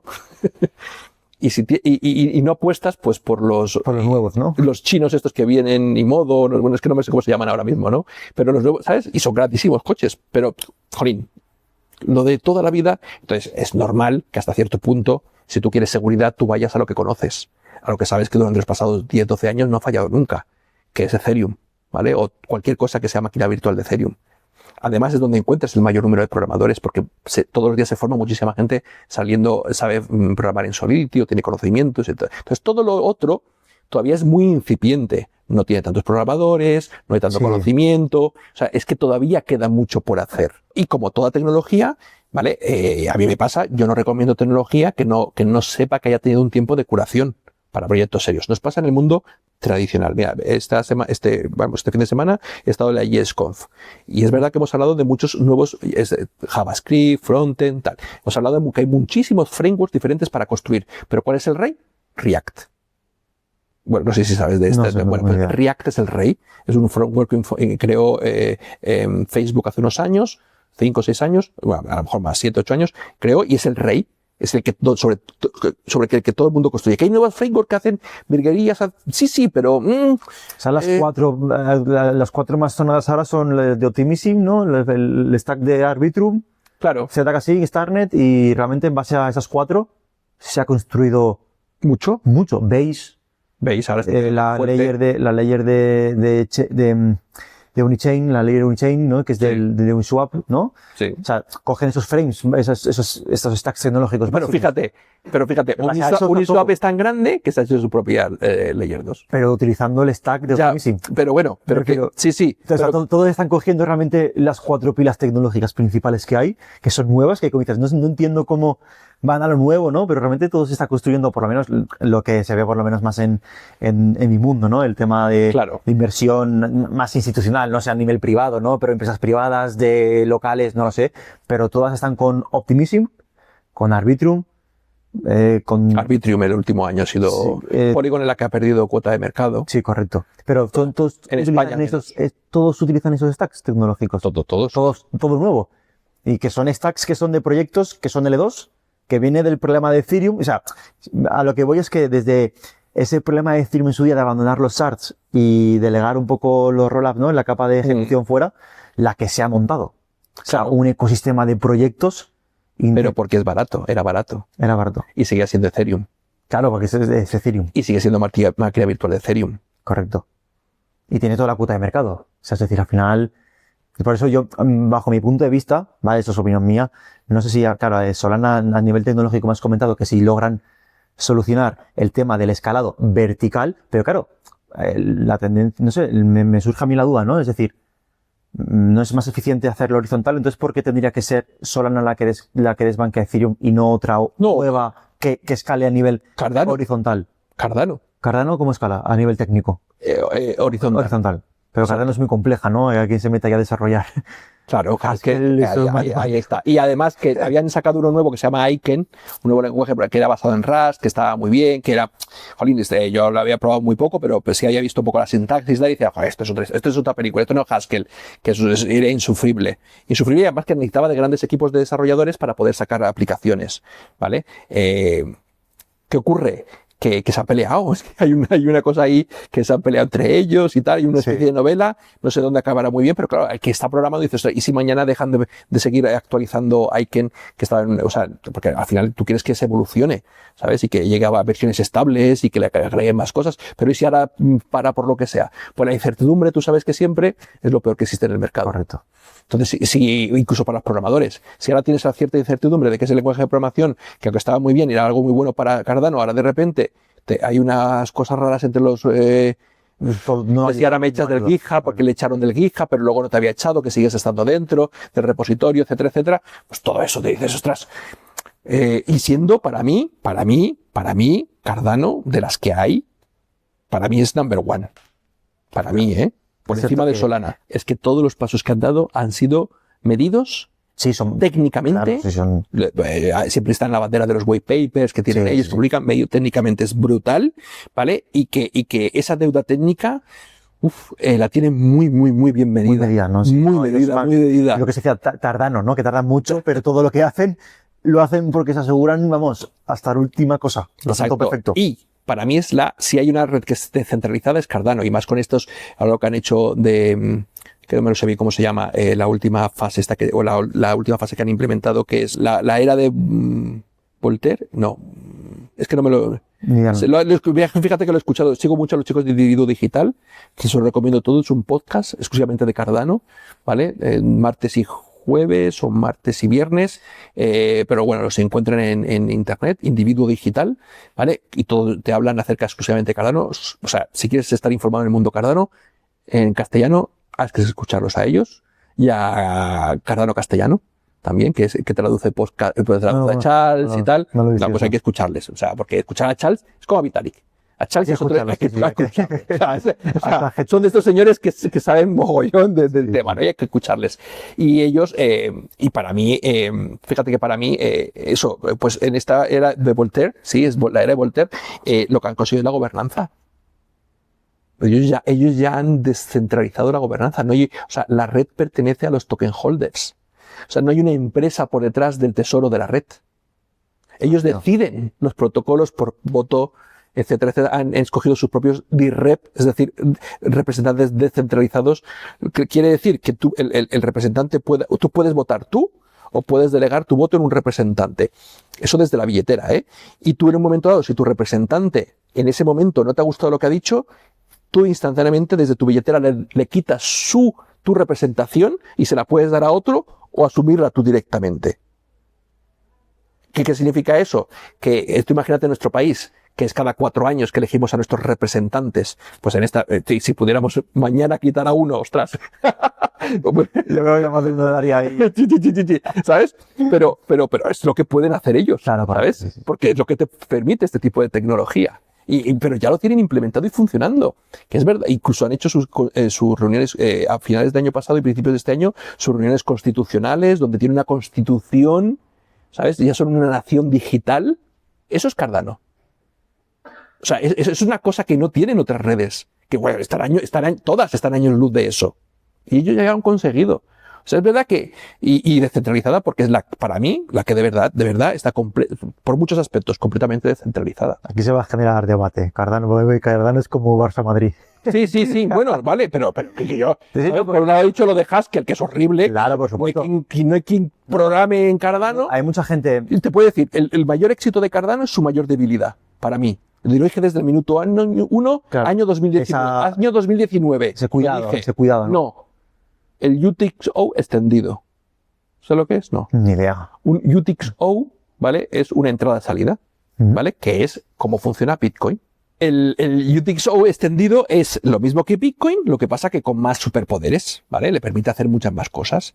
Entonces, claro, eso está muy bien porque es la leche, ¿vale? Porque es súper seguro, robusto, lo que tú quieras, ¿vale? Además, desde mi punto de vista, fíjate que yo en su momento, y además están en post, yo dije que era perfecto para que en un momento dado Cardano tuviera como Bitcoin fuera una sidechain de Cardano, en realidad. Es decir, una L2 de Cardano. Qué bueno. Eso es mezclar ahí cosas. Hostia, No. nunca lo he escuchado. Pues, Nunca lo he yo escuchado. lo tengo escrito y lo he debatido un montón de Qué veces. bueno. Bueno, esas son cosas complejas ya. Aquí se me De escapa ya. hecho, no hace tanto tiempo, Charles, en uno de sus podcasts, habló de ello. Qué bueno, sí. ¿Sí? Y muchos de mis amigos dijeron, Andrés, ¿Te has mencionado? te ha mencionado casi. No, pero porque técnicamente es posible. Porque O sea, utilizar a Bitcoin como un L2 de Cardano. Claro. O sea, de hecho, hay un proyecto, en Cardano hay un proyecto súper guapo que emulan está Bitcoin dentro de un contrato inteligente en Cardano. Todo Bitcoin corre dentro, con todas las transacciones de la historia, corre dentro de un contrato inteligente en Cardano. Es un juego, no es una cosa para real, pero para que tú veas la potencia de Cardano. Y todo es gracias a lo bueno y lo malo. Es gracias a que utilizan el UTXO extendido y todo es gracias a que utilizan Haskell, que tienen esa gran potencia. Es un lenguaje formal. Haskell es un lenguaje matemático, un lenguaje formal. Entonces te permite crear cosas muy complejas que de otra forma sería muy difícil hacerlo con otro tipo de lenguajes de más alto nivel, ¿no? Alto nivel significa más cercano a las personas. Entre más bajo sea el lenguaje, más cercano a la máquina, más alto, más cercano. Entonces, Haskell es complicado por muchas cosas, ¿vale? Pero todo eso es gracias a eso. ¿Y por qué digo que es bueno y es malo? Es bueno porque fíjate qué cosas puedes hacer. Es malo porque para mí manejar los UTXO es complicadísimo desde un contrato inteligente. Y yo les veo cuando ellos hacen, pues yo también lo hice en su momento, el curso para programador, se llama Plutus Pioneer, ¿vale? Para programadores de Cardano. Yo dije, esto es horrible. O sea, esto es pegarse un tiro en el pie directamente. Es súper seguro, sí, pero es pegarse un tiro en el pie manejar los UTXO. Es decir, estar controlando exactamente las hadas que te quedan en un fragmento, ¿vale? Y las que han salido, ¿vale? Andar controlando todo eso es complicadísimo. Entonces, ¿qué pasa? Que hay otras que vienen a mejorar todo eso. Ya de por sí, y hablo otro melón, de por sí Cardano implementó, porque como Bitcoin, implementó que todos los tokens, ya sean fungibles o no fungibles, son tokens nativos. Es decir, no viven dentro de un contrato inteligente. De la red broker. Exacto. Llaman los americanos son activos de primera clase. Igual que Ether, Correcto. igual que Bitcoin. Eso es. No hay un contrato que esté. Y a Ether le pasa exactamente lo mismo. Pero en la máquina virtual de Ethereum, como funciona actualmente, es que, y esa es otra deuda técnica que tiene, porque le gustaría no tenerla, lo ha dicho Vitalik. ¿Qué pasa en las nuevas redes, incluida Cardano? Que, claro, viendo que había un problema en que los nuevos tokens fueran apuntes contables dentro de un contrato inteligente, por las limitaciones que te plantea, dijeron, no, las nuevas redes todas lo que implementan es que todos los tokens siempre son nativos. Es decir, no son un apunte contable, sino que todos los tokens nuevos, NFTs que tú creas, son activos de primera clase dentro de la red. Son piezas de software cada uno dentro de la propia red. Y el contrato inteligente lo que puede hacer es contener tokens de uno o de otro, ¿vale? O no contenerlos, ¿vale? Es decir, los tokens, digamos, van a un contrato inteligente, van a una cuenta, se mueven en la red. No son un apunte. Entonces, evitas fallas de seguridad como que, por ejemplo, te drenen de repente todo un contrato. Pues si yo violo tu contrato, yo puedo drenarte todo el contrato.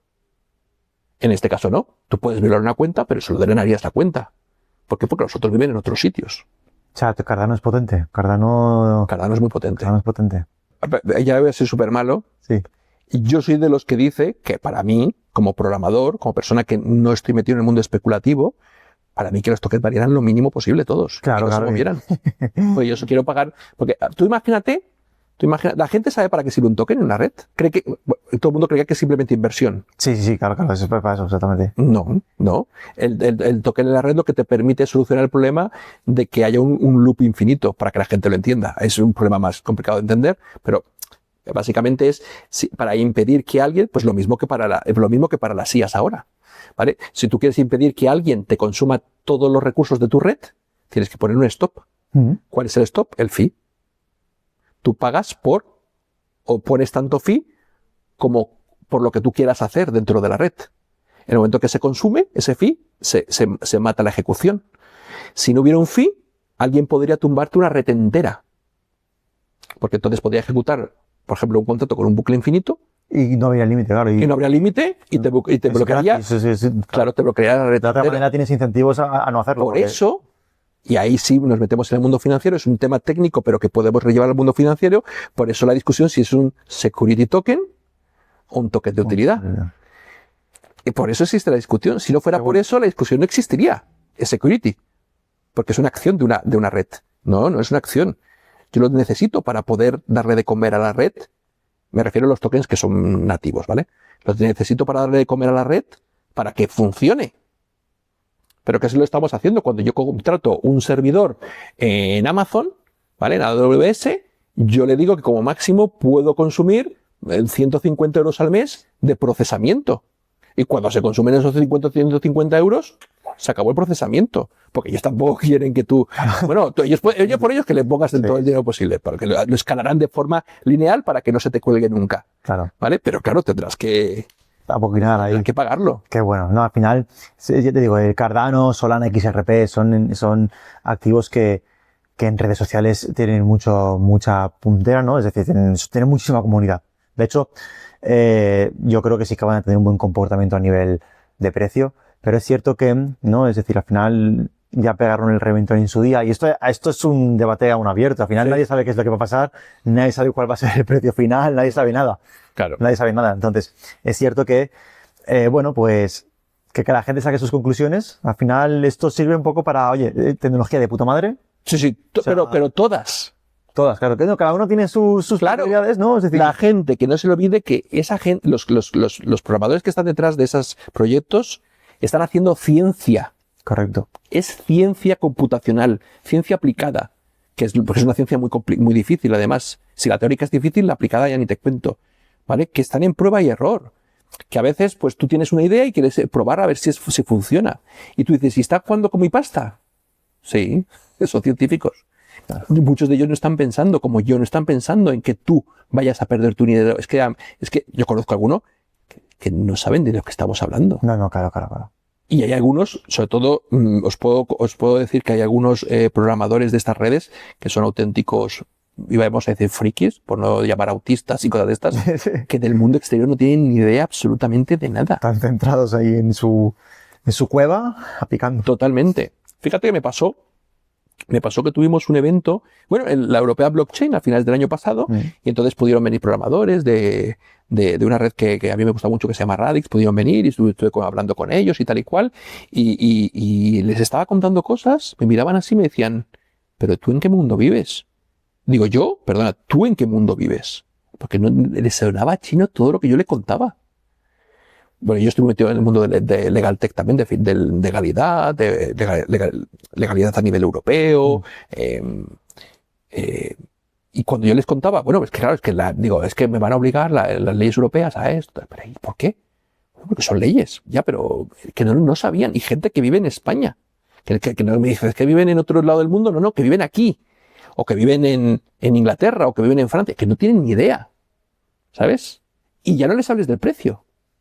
Claro. Saben del precio de la silla porque muchos de ellos cobran parte en tokens de la suya. Pero no les preguntes del resto. No tienen ni idea. Por eso que a veces... Pero fíjate que del lado contrario pasa lo mismo. Claro. El mundo inversor no tiene ni idea de lo técnico. Y yo creo que se complementan. Hombre, deberían complementarse. Que ahora te voy a hacer un ejercicio práctico que creo que le va a servir a la audiencia para ir ya cogiendo la recta final. De que me dijeras, de que te intentes poner en la posición de un inversor con tu conocimiento técnico y que nos digas en qué tenemos que fijarnos. ¿A día de hoy? Hay tantas cosas a día de hoy, claro. Por ejemplo, hay un montón de L1, ¿no? Como te he comentado, en redes sociales hay un montón de blockchains y la gente, por ejemplo, Caspa, ¿no? Un proyecto, no sé si lo conoces, que ha resuelto el trilema.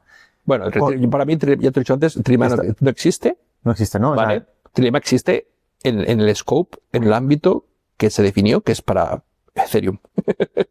Claro, lo han extrapolado. El marketing, ¿no? Al final yo creo que eso es marketing. Claro, es que aquí hay muchas variables que se juntan. Exacto. Marketing, tecnología, inversión. ¿Por qué? Porque otras, para mí, ya lo tienen muy resuelto. Cardano, sí. para mí, lo tiene resuelto. ¿Sí? Sí. Es segura, es escalable, ¿vale? Y se me ha ido la otra. ¿Cuál es? Seguridad. Seguridad, escalable y descentralizada. Y descentralizada, efectivamente. Qué bueno. Para mí lo es. ¿Que podría serlo más todo? Sí. Pero de primera ya lo es. Claro, al final va un poco más por... ¿Eso hace que vaya a explotar el precio? No lo sé. No. Y va más por el hecho de que, sí, claro, pero sí que es cierto, ¿no? Que en Cardano si coges... O sea, estaba por el tema, si eliges 2, la tercera pata no desaparece, pero se queda más floja, ¿no? Ahí está el problema de que las variables no sean interdependientes y que seas capaz de escalarlas todas de manera única. Soy consciente, pero es que no es así. ¿No es así? No es así. No por dar, no, porque lo han demostrado, no por meterle Hydra y hacer funcionar Hydra. No sé si has visto que son capaces de correr juegos y todo, y ver películas, o sea, 4K. O sea, no por hacer eso están perdiendo en seguridad. ¿Por qué? Porque han implementado de forma activa en la capa de aplicación. ¿Dónde está la inseguridad? En la capa de aplicación, ¿no? Sí, correcto. Vale. Que es donde se ejecutan los smart contracts y todo el Han tema. aplicado de forma activa sistemas de seguridad. Esto es como los coches, que tenemos sistemas de seguridad activos y no activos, ¿no? Aquellos que vemos y aquellos que no vemos, ¿no? Que lo que nos dicen, que si las barreras laterales, que si los airbag, que si los cacharritos que suenan por todos lados, que te avisan de que hay un coche. Todo esto, ¿no? De seguridad activa y no activa. Pues esto ocurre exactamente lo mismo, ¿vale? Cuando tú implementas metodologías, sistemas para que haya seguridad dentro de tu propia red, dentro de la capa de aplicación, pues entonces es más difícil que ocurran. De hecho, en Cardano, no recuerdo yo un caso de que hayan pirateado un contrato en Cardano. En Solana tampoco. La capa de aplicación Solana es muy buena, ¿eh? Sí. Yo las tengo definidas, no sé si es lo mismo, o sea, ejecución, datos y consenso, Sí. ¿no? Es la aplicación, esa aplicación es como la de ejecución, ¿no? Sí. Vale. Fíjate que nos diríamos otro tema más, porque podríamos en cada... Sí, en cada concepto... Mira, uno de los grandes problemas que están teniendo ahora los que están escalando redes, ¿vale? Cuando la quieres llevar al millón de transacciones y cosas de estas. Uno de los problemas que tienes, y a lo mejor es el problema que se está enfrentando la gente de Solana. Cuidado, no lo sé, lo desconozco. Pero que se están enfrentando es al hardware. Y en concreto... Porque es vertical, ¿no? Recordemos que es... No. Claro, no lo sé. No, incluso los horizontales. Sí, lo mismo. Se están enfrentando a un problema de hardware, y es a los discos duros. En el momento que le metes mucha tralla, tantas transacciones por segundo, a un disco duro, ni siquiera de estos, ¿cómo se dice? Los nuevos, los SSD, ¿sabes? Sí. O los EVME, da igual. En el momento que le metes tralla, los quemas. Y entonces, si lo tienes en la nube, en un Hefner, en un Amazon Web Services, es cuando se dan cuenta y dicen, en mi contrato de servicios dice que no puedes correr nodos de redes de blockchain, no sé qué, no sé cuántos. ¿Sabes? Entonces, ¿qué están haciendo? Hay proyectos para crear, claro, dicen, jolín, ¿cómo lo hacemos? ¿Cómo eliminamos ese cuello de botella que tenemos ahora? Pues mejorando los sistemas de base de datos. Entonces hay gente que está creando nuevos sistemas de bases de datos más modernos para poder asumir tantas transacciones por segundo.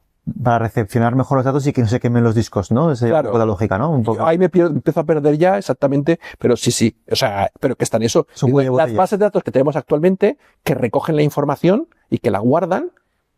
Y además que tenemos el problema de que muchas veces, yo porque corro varios nodos, tenemos el problema de que cada vez son más gordas. Digo, jolín, tenemos pocas transacciones y tenemos bases de datos que crecen de una forma exponencial. Ostras, luego les hacen podas y cosas de esas, pero que van creciendo. Ostras, que va a ser el día de mañana cuando de verdad ya 1 millón de transacciones por segundo. La habitación entera. ¿Qué disco duro vamos a necesitar? ¿Sabes? Qué bueno. Entonces, tienen que solucionarlo. Vale, o sea, todos, es que hay mucho, es que es ciencia. Y en cada parte digamos, de las capas que puede tener una red de ese tipo, o todos los problemas que tienen. Sabes que la conexión entre nodos es peer-to-peer, ¿vale? Entonces, ¿cómo solucionan los problemas de latencia? ¿Vale? Te das cuenta que cuando los lugares son distantes entre puntos, ¿vale? De la red peer-to-peer, los problemas de latencia. Cuando estás intercambiando música o una película, ¿vale? En redes peer-to-peer no pasa nada porque si se pierden paquetes, bueno, pues se perdieron y te los vuelvo a mandar y no pasa nada.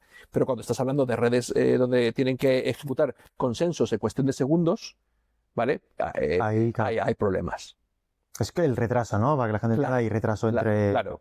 hay retraso. Claro, entonces se intenta buscar la eficiencia también en los protocolos de transporte peer-to-peer de los propios del propio protocolo de paquetes, o cómo aislar esos nodos cuando no puede, cuando su latencia se ha vuelto alta por lo que sea que haya sucedido de forma física en la red de transporte, que en este caso serían las redes de internet, ¿sabes? Correcto. O sea, al final es claro, ahí que de cada concepto surge mil historias, es así. Claro, Entonces, y hay gente especializada en cada cosa. trabajando en cada cosa. Claro que sí, claro que sí.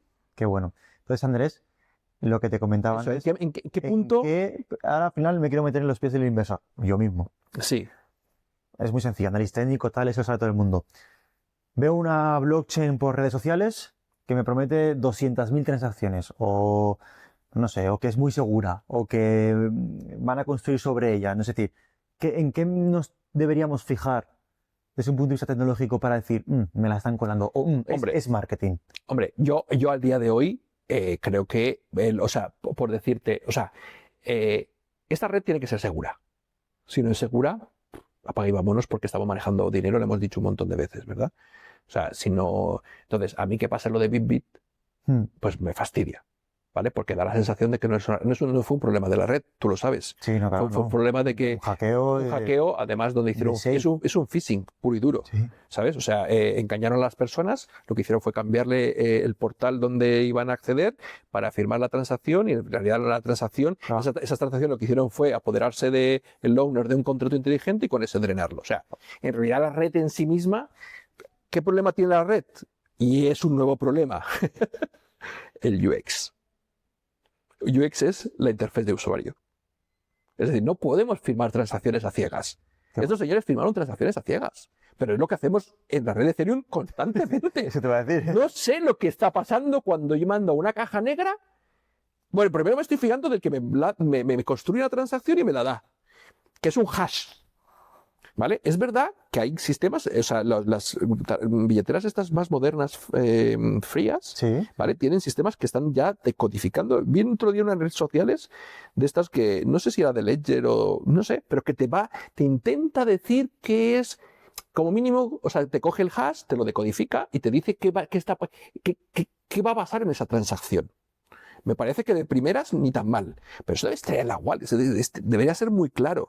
Debería ser que, o sea, que si yo fuera a ver, no tendría que haber un hash, tendría que poder ver Lo que va a pasar, ¿no? qué va a pasar en la transacción. No, eso me lo comentaste tú en la primera vez que nos conocimos. Creo que como que los estados finitos de las transacciones. No, te hablaba de las máquinas de estado finitos, pero, claro, pero eso no es lo mismo, ¿no? No es lo mismo. No, Vale, esos son sistemas que están implementando algunas redes, Claro. ¿vale? Para garantizar la seguridad dentro de la capa de aplicación. Vale. Lo que hemos hablado antes, que ahora si acaso te hablo de eso también, me fijaría yo. Entonces, pero estoy empezando, fíjate, que lo más básico que es la transacción. O sea, que y más que eso, en la UX, es decir, vamos a darle los mecanismos a la gente, ¿vale? Desde el mundo de la programación, para que no cometan ese tipo de fallos. Claro, esto tendría que mirar una persona con conocimientos de programación, entiendo, ¿no? ¿El qué? Tú para mirarte, pues vamos a mirar la interfaz y que no me la estén colando y que no me den un phishing. Ahí son herramientas para detectar eso, que son herramientas tecnológicas y de desarrollo. Y que a los tíos que se lo han colado saben del tema. Claro. Y que no se ha colado uno, que se ha colado a tres, no sé si son 3 o 4 los intervinientes. Sí, no. Sí, ¿Sabes lo que pasa? Que dicen, el mayor número de accidentes ocurren en trayectos conocidos. Sí, correcto. La confianza es... Exacto. Y es lo que les pasó. De forma natural, firmaban cada cierto tiempo, cada aceptaron una serie de órdenes, pim, Sí. aceptaron los 3, sin mirarlo, sin pensarlo. Y seguro que hasta los tíos de Lazarus tenían examinado en qué momento, qué día de la semana era exactamente el que todos firmaban de forma más inmediata y más rápida, y ese día fue el que escogieron, porque es un viernes por la tarde, no lo sé. Sí, pues tiene sentido. Al final, Seguro. En el ámbito laboral dice la teoría que los viernes por la tarde es cuando hay más accidentes porque la gente está deseando irse. Exacto. Y, ¿sabes? Exacto. No es tontería lo que acabas de decir. No. Tiene sentido, Lo digo porque yo si hubiera sido Lazarus lo hubiera pensado, Sí. No. Entonces, lo que sea, Claro, ¿vale? claro. Pero obviamente trabajan con eso y entonces fíjate, qué tontería te voy a decir. Yo me fijaría en una red que tuviera una UX que fuera lo suficientemente amigable como para el usuario, como para que todas esas cosas se mitigaran. ¿Por qué? Porque esto va de adopción, ¿no? Correcto, sí. Es una palabra que no he mencionado en toda esta conversación. Creo que la primera vez, adopción. Sí, puede ser, sí. Vale, pero esto va de adopción, porque la adopción significa transacciones por segundo.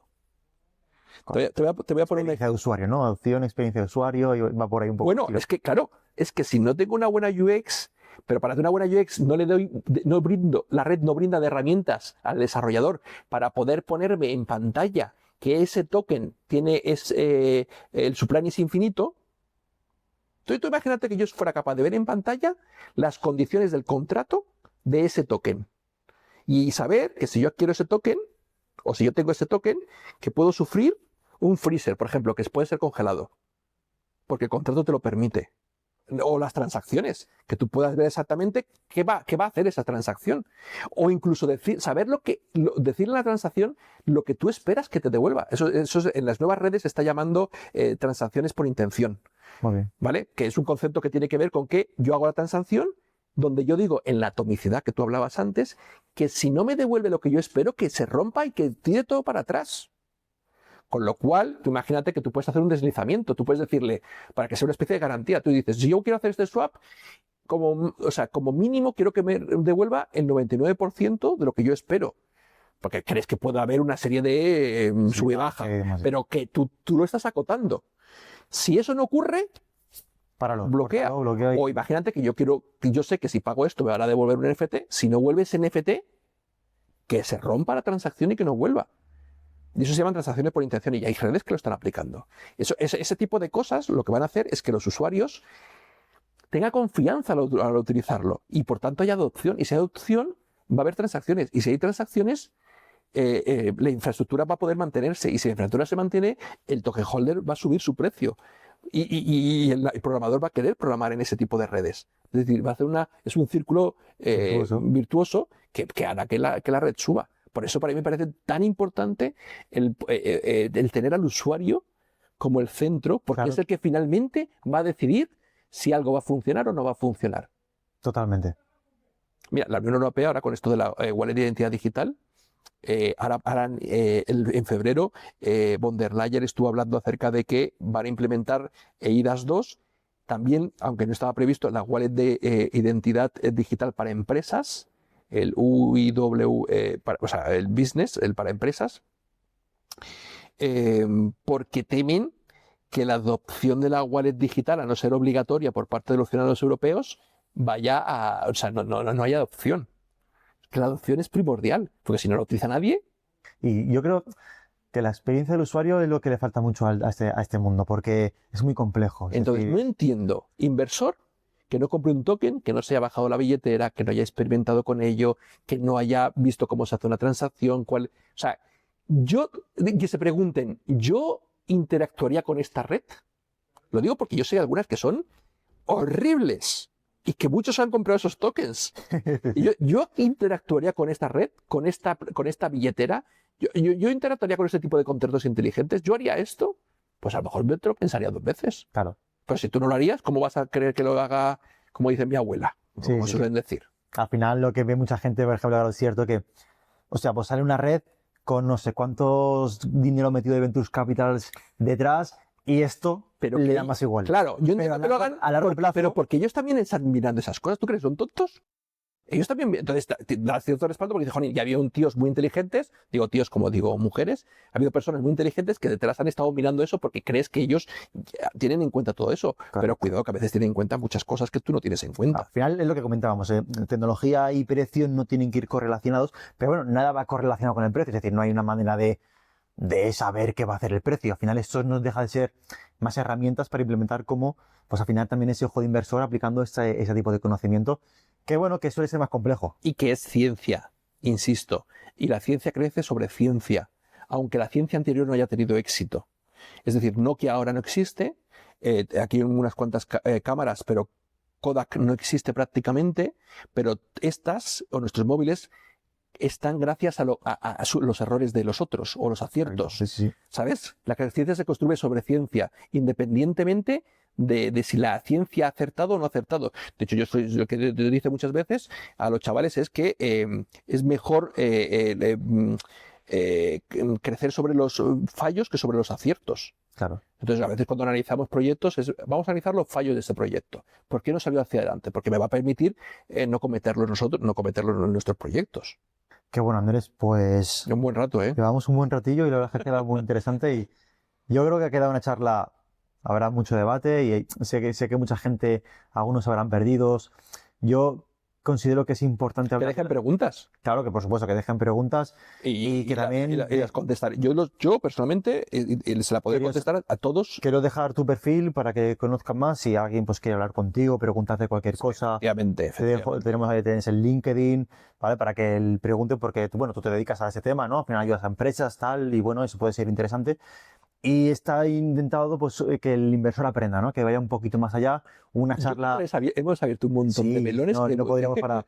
Y te digo que yo no tengo un perfil técnico y me generan muchas dudas. Es decir, yo soy el primero que intenta aprender esos temas porque, de verdad, como inversor, pues al final conseguir ser un inversor más completo creo que esto es necesario, ¿no? Que, bueno, pues lo que comentaba al principio, no todo es análisis técnico, no todo es análisis on-chain, saber un poco la tecnología, saber los problemas de Ethereum que hemos comentado, ¿no? Saber que otras redes pueden desbancar, a decir, yo creo que eso no va a pasar en el corto plazo. Van a convivir, yo creo que no. Van a convivir, pero la cuota de mercado yo creo que se la va a quedar Ethereum y más ahora como están las cosas en Estados Unidos. Pero refiero que yo que vengo del mundo de la base de datos y no dejan de ser bases de datos. Sí, correcto. Especializadas, con características muy singulares, pero... Son DLTs, ¿no? Una categoría de DLTs. Es un ledger, son ledger, ¿vale? No deja de ser un libro contable. Blockchain, ¿no? Y también están los DAG, que eso no lo hemos comentado. Bueno, sí. O sea, que dentro de las DLT están las blockchain, pero luego hay otro tipo de... Claro, que me voy a gustar comentarlas, pero sería aquí una locura de largo. Sí. Pero me refiero al hecho de que dentro de las bases de datos hay muchas. Sí. Y muchas especializadas. Yo creo que llegará un momento, de hecho ya está ocurriendo en el mercado, donde están empezando a aparecer blockchains, DLTs, por cogerlas a todas, ¿no? Que son especializadas. ¿Vale? Por ejemplo, ahora mismo hay muchos proyectos, a lo mejor no lo saben nuestros oyentes, pero hay muchos proyectos, sobre todo para guardar datos grandes, no datos pequeños. Piensa que ahora mismo dentro de las blockchain o DLTs guardamos datos muy pequeños. Me refiero por volumen, sí. ¿No? Pero están para guardar PDFs, imágenes, vídeos, es decir, de forma encriptada, segura, descentralizada completamente. Es decir, hay muchos proyectos de eso porque es una demanda muy creciente ahora mismo ese tipo de historia. Me refiero desde el punto de vista institucional, ¿vale? Que irán ligadas seguramente con pruebas de conocimiento cero ligadas a blockchains tradicionales, ¿vale? Porque van a ser complementos de las mismas. Pero a eso voy, ¿vale? Me refiero que hay un mundo por descubrir y por entender acerca de esto y que para eso estamos, para intentar ayudar a las personas para que puedan aprender más de esta tecnología tan bonita y tan chula que nos encanta, que parece que yo a veces soy hater de ella, pero no, al revés, yo soy un apasionado de la misma. Qué bueno, pues Andrés, pues muchísimas gracias. Todas las preguntas, pues que se dejen en comentarios, las responderemos. Sí. Y al final es una charla, ha sido intensa. Creo que ha sido diferente, con una información diferente, y a mí me apetecía hablar de las blockchains, ¿no? Del tema de escalamiento a nivel horizontal, vertical, que son cosas que la gente no sabe.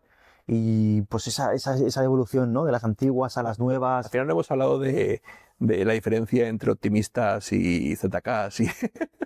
Háblale, aquí nos podríamos tirar horas.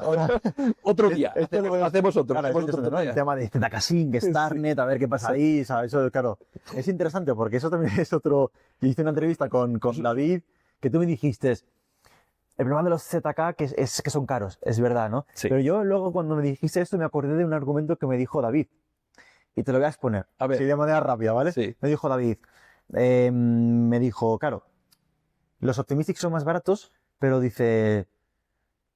Pero son menos seguros. Son menos seguros, pero hablo de economía. Sí. Dice, un validador tiene que estar, de alguna manera, replicando lo que pasa en el secuenciador para que compare. Sí. Y tiene que estar esperando, enchufada luz, hasta que haya un fraude, ¿no? Vale. Entonces, dice, como modelo de negocio... Vale. Yo no sé cuánto voy a cobrar. Es como un autónomo en España, ¿no? Tú tienes costes, pero tienes que esperar 1, 2, 3, 4 meses, un año, quién sabe. Entonces, como modelo de negocio, no es como en el que habla de Starnet, desconozco si en ZK-Sync, ahora mismo me pillas. Si funciona así, pero cada 12 horas hay revenue. Es decir, es más caro, pero tú cada 12 horas cobras. Entonces dice, bueno, compara modelos de negocio. Desde un punto de vista, es más caro, es operativo, ¿no? Es decir, la prueba criptográfica es cara. Claro. Pero, oye, tú tienes... Y eso gente como Starnet que ha hecho muchos avances a la hora de abaratar los costos. Correcto, sí, me lo dijo. Sí. Además, de hecho, que voy a tener otra entrevista con él. No, le conozco. Sí, Nos hemos encontrado en 42 Madrid. Que bueno, sí, ahí están, eso me dijo él, que ahí estaba en la comunidad de Starnet en España, algo de 42 me dijo. Eso es. Y me dijo eso. Y tú me lo comentaste y luego se me ocurrió, dije, hostia, pero esto, claro, es verdad que es más caro. Porque esta es la capa criptográfica, es como lo que dijiste tú, no es como poner una capa de invisibilidad a unos datos, digo, mételo en una caja fuerte, ¿no? Es decir, la analogía que tú me dijiste. Pero, claro, con respecto a los optimistic, nunca sabes cuándo el validador puede que llegue un momento que pille una mala racha y Mira, esa renta. algo bueno de los ZKs es que puedes liquidarlos instantáneamente porque la prueba la tienes allí de que existen. Correcto. En cambio, los optimísticos, me parece que no sé cuánto está ahora mismo Arbitrium, pero yo creo que rondaba en los 18 días, entre 12 y 18 días. Pues Para no. poder retirar, porque claro, porque hasta que no pasa, Sí, piensa la que prueba de fraude, lo bloqueas. 7 días, ¿no? ¿No en 7 días? Es que han rebajado, es que hay diferentes. 7 días, sí, la última vez que lo Puede hablé ser. con él, sí, tienes que esperar 7 días. Claro, para que Haya algún nodo, alguien que diga, Correcto. esto no está bien. Por eso es optimista. Una da por buenas todas y la otra da por malas todas. Correcto, O correcto. sea, es la diferencia. Claro. Pero que, volvemos, los dos enfoques son muy interesantes. ¿Vale? Sí. Son interesantísimos. ¿Cuál se va a llevar el pato al agua? Pues no lo sé. ¿Vale? Yo apostaría por cómo funciona el mundo actualmente por lo optimístico. Es que, Sí, es lo que- optimístico, hostia, pues mira que hablo con gente. Ya lo sé. Y sé que habrá que además y los al final conozco. Y algunos muy importantes. y todos ZK Sí que sí. privados, Pero este mundo, el mundo, pero para en todo general, bancario que tiene que ser privado, tiene que ser rápido. y estos cacharros que tenemos aquí funcionan de forma optimística. En muchos de sus casos. Claro, pero no tratan capital tercero. Vale, ok, lo acepto. Al final estamos en un mundo donde creo. Sí, pero aceptamos el riesgo. Sí, pero claro, aceptando. Siempre y cuando sea barato. Sí, pero a lo mejor, claro, digo yo, Aquí es una cuestión de competencia. Es decir, aquí es un tío como un tío que tiene un fondo, 20 millones. ¿Dónde lo quiero meter? En esta que me da una alta rentabilidad, pero con más riesgo, Exacto, o más exacto. conservador. ¿Y dónde está la mayor parte del dinero en el mundo? En el riesgo. Sí, correcto, sí. Es que funcionamos así. Pero es mi teoría. Y Sí. a lo mejor la otra es buena, ¿sabes? Aquí habría que hablar con gente como Carrera. Se me da el nombre, pero que son muy buenos en ese tipo de cosas y apuestan por el ZK, que es una tecnología brutal, Sí, brutal. claro. Y es verdad que vamos a tener ZK en muchos sitios, pero que yo estoy convencido que, obviamente, lo optimístico se intentará mejorar también, ¿vale? Y en lo trivial, incluso, me refiero dentro del mundo blockchain, en lo trivial, incluso, es que podría haber híbridos con optimístico y ZKs. Polygon no hace eso, Polygon. Lo han intentado, pero yo creo que no lo han conseguido ninguno. Polygon está. Es que ya digo, yo no tengo un perfil técnico Claro. y me cuesta mucho, pero bueno, yo. Es que el de Layer 2, Pero Polygon sí que estaba intentando mezclar un poco lo que pasa es que Polygon, por eso se ha ido un poquito al garete. El otro día lo decíamos, entiéndeme al garete, los fans de Polygon. Sí, cuota de mercado. Cuota de mercado porque Básicamente. ha tomado decisiones raras. Sí, verdad. Ha tomado decisiones raras, lo que ha hecho que, por ejemplo, en España, esas decisiones pues no han sentado bien a algunos grandes players y al final esos grandes players si ellos dicen, pues voy a utilizar Base ahora, pues el resto no vayamos a Base. Porque si cierto grande player dice que va a utilizar Base, pues, ostras, el resto de empresas dicen, yo quiero hacer como ese. Claro, al final, como decíamos antes, no todo es tecnología, es marketing, es comunicación. Totalmente, es que totalmente. hay muchas variables que hay que tener en cuenta. Y yo como programador le digo, Claro. sí, Base, porque si aquel grande, ¿por qué cogiste Base? Si fallo, por ejemplo, porque es que lo estaba utilizando no sé quién, Claro. que es muy grande. Claro, es y dices, ¿cómo? efecto red. No me he equivocado yo, ¿sabes? ¿Se equivocado ese? No. Es ese efecto red que tiene Claro. marketing, efecto red, al final, pues bueno, llama la atención, pero sí. Pero yo digo, mucha gente con la que hablo, los ZK, pero mucha gente, que conozco a alguien que se dedica al sector. Pero siempre está bien que te haya una cara B, ¿no? No, por supuesto. Ya Y está, al final el ya mercado está. será el que. No, Yo creo que en el aspecto de inversión, las dos tecnologías van a tirar al alza porque son nuevas, escalamiento de Ethereum, Arbitrum. Yo tengo Arbitrum, tengo Starnet, tengo Zcash. A mí la que más me gusta son las ZK, pero bueno, cosa personal. Pero yo tengo todas las L2. Claro. Me gustan mucho. Tú imagínate que para Internet, claro, por eso te digo que para Internet, incluso en las transacciones cifradas, utilizábamos pruebas de conocimiento cero para que llegara al otro lado la información. No llegaba ni un paquete. ¿Por qué? ¿Por qué no llegaba? No, porque iríamos así. Vale. Claro, aplicarlo en lo que Internet. hago es que lanzo un montón de paquetes porque entiendo que entre más paquetes lance, alguno llegará. Claro.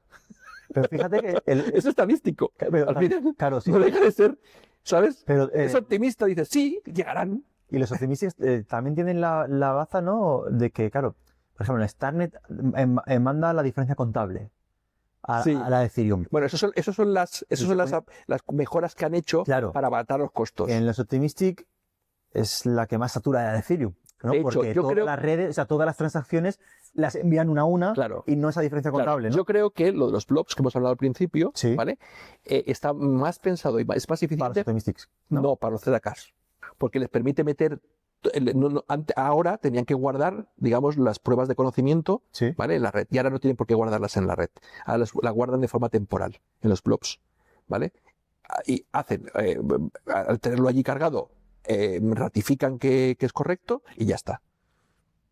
Creo, tampoco. O sea, pues hubiera dicho lo contrario, porque como los Optimistics los envían más a mansalva, No, porque. o sea, va más, o sea, los Optimistics, si no estoy equivocado, ¿no? O sea, envían todas las Sí, las todo. una a una. Todo, La diferencia de los ZK, que es la diferencia contable. Claro. Entonces, claro, eso satura más a Ethereum. Entonces yo hubiera dicho, hostia, pues los blobs son mucho mejores para los Optimistic porque reciben mejor la información y las es como el que da más por saco los Optimistic, ¿no? Es decir, es el que más me está dando información. No, pero tú también tienes que mandarlas. Lo que pasa que. Pero menos, es decir, menos volumen, ¿no? Bueno, pero eso es porque lo están agrupando de forma más. Claro. Vale, Pues pero los optimísticos también podrían agruparlo de forma. Y podrían utilizar la misma metodología. La diferencia es que los otros tienen que mandar más información porque te estoy mandando la transacción más la prueba de conocimiento cero de que esa información es correcta, como la validación de la misma. Por eso, como te estoy mandando la información y la validación de la misma, puedo liberarlo inmediatamente. Correcto. Claro, eso también lo podrían implementar los Optimistic, ¿no? Realmente eso Claro. no va de la tecnología ZK como tal, es una metodología que utilizan. Hasta donde yo sé, que luego habría que ponerse a hacerlo y las dificultades técnicas que nos encontraríamos. Sí, claro, al final. Exacto. Exacto. Pero Llevamos una piedra y salen problemas. las dos tecnologías son excelentes, ¿vale? Y que cada uno tiene sus pros y sus contras como todo, pero que a mí nunca me gusta que me diga alguien lo mío es lo mejor y lo otro no vale para nada. No, claro, no. A mí me porque sería tirar por tierra el trabajo de muchas personas que son muy inteligentes y que no están ahí porque no sepan, sino muy válida, ¿sabes? Entonces, pero obviamente ellos mismos son conscientes de que todo pues tiene y lo que están haciendo es probando. Unos y otros están probando, bueno, ¿qué sería mejor? Tal, y el que se lleve el gato al agua, ese será el que o los dos, es que como tú dices, los dos. Yo creo que a mí personalmente me gustan los dos, o sea, me gustan mucho. Yo sí que a mí las L2 es un nicho que me ha gustado mucho. Empecé siendo Ethereum mira, fíjate que no te mencioné inteligencia artificial, que podríamos aquí hablar de que me encanta inteligencia artificial, pero a mí la narrativa que más me gusta, que me genera más curiosidad, son las L2. Y tuve la entrevista con David, también he hablado fuera de cámaras con más personas del equipo y demás. Y todos me hablan, los ZK. Y eso que Starnet está en pañales. Sí. Lo siento, David, está en pañales. En pañales, me refiero. Son tecnologías buenísimas, pero hay que dejarlas madurar. Y que han levantado un montón de capital. Vale, pero fantástico, para que puedan seguir desarrollando. Claro. Pero la tecnología hay que dejarla madurar. Yo a nadie le recomendaría hacer un proyecto serio, me refiero a un proyecto de verdad en Starnet. ¿Vale? Pero no porque no crean esa tecnología, porque las tecnologías hay que dejarlas madurar. Claro. Pruebas de concepto las que tú quieras, ¿vale? Pero ¿por qué? Porque hay que darle cierto tiempo para luego poder llevarlas de verdad a producción. De hecho, diría que no, que Starnet está un poquito incluso, digo yo, no sé, lanzo la pregunta. Por detrás que ZK Sync, por el hecho de que, claro, es que Starnet lo ha querido reinventar todo, con Cairo, todo. Literalmente. Y Cairo es un lenguaje súper interesante. Claro, y lo que me decía él, lo queremos reinventar todo. Por ejemplo, ZK Sync sí que es compatible con EVM. Sí. Entonces tiene más efecto red de Ethereum, ¿no? No deja de ser, a lo mejor está un poco entre medias, pero claro, Starnet es un proyecto que lo ha reinventado todo. Entonces, claro, un proyecto que lo quiere reinventar todo, pues, como dices tú, pues está en pañales, ¿no? Entonces, claro, lo que dices tú, construir sobre Starnet a lo mejor no es lo mismo. Sobre ZK Sync sí que están construyendo. Yo sé bancos que están construyendo sobre ZK Sync. No sé si tendrá algo que ver. Pruebas de concepto, cuidado, No sé si tendrá algo que ver. Está construyendo mucho, pero todo pruebas de concepto. Están investigando, están dándole. Todavía no hay gente de verdad, players de verdad haciendo cosas súper serias, ¿sabes? O sea, Hombre, el VS que estaba construyendo para hacer trading de oro, si no recuerdo mal, no sé, claro, no sé definir exactamente qué es construir. pero no lo sé. claro, exacto. O sea, todo esto, o sea, por favor, de verdad, los bancos llevan años, 2015, Santander en España tuvo su primera, o sea, sus incursiones en blockchain, 2015, 10 años atrás, estamos en el 25, ¿sabes? Eso que puedes utilizar un día esa Paula de Merch, Sí. ¿vale? Ella te lo va a explicar porque ya forma parte desde el inicio de todo este tipo de cosas, ¿vale? Y han hecho un montón de pruebas, han investigado un montón de cosas, han aprendido muchísimo, han visto, o sea, todos los grandes players del mundo, obvio que han estado mirando cómo se hace esto, ¿sabes? Pero toda de inteligencia artificial, todo Sí, sí. innovación disruptiva que les vaya a salpicar, lo saben, lo miran, lo ven, lo estudian. Pero de ahí a que de ahí hagan cosas de verdad o lo implementen, ellos van despacito porque su imagen está en juego. Eso, yo bajo mi punto de vista, todas esas noticias son un poco también de marketing. Yo me acuerdo hace años, Claro. Goldman Sachs o no sé qué ha comprado un terreno en el metaverso.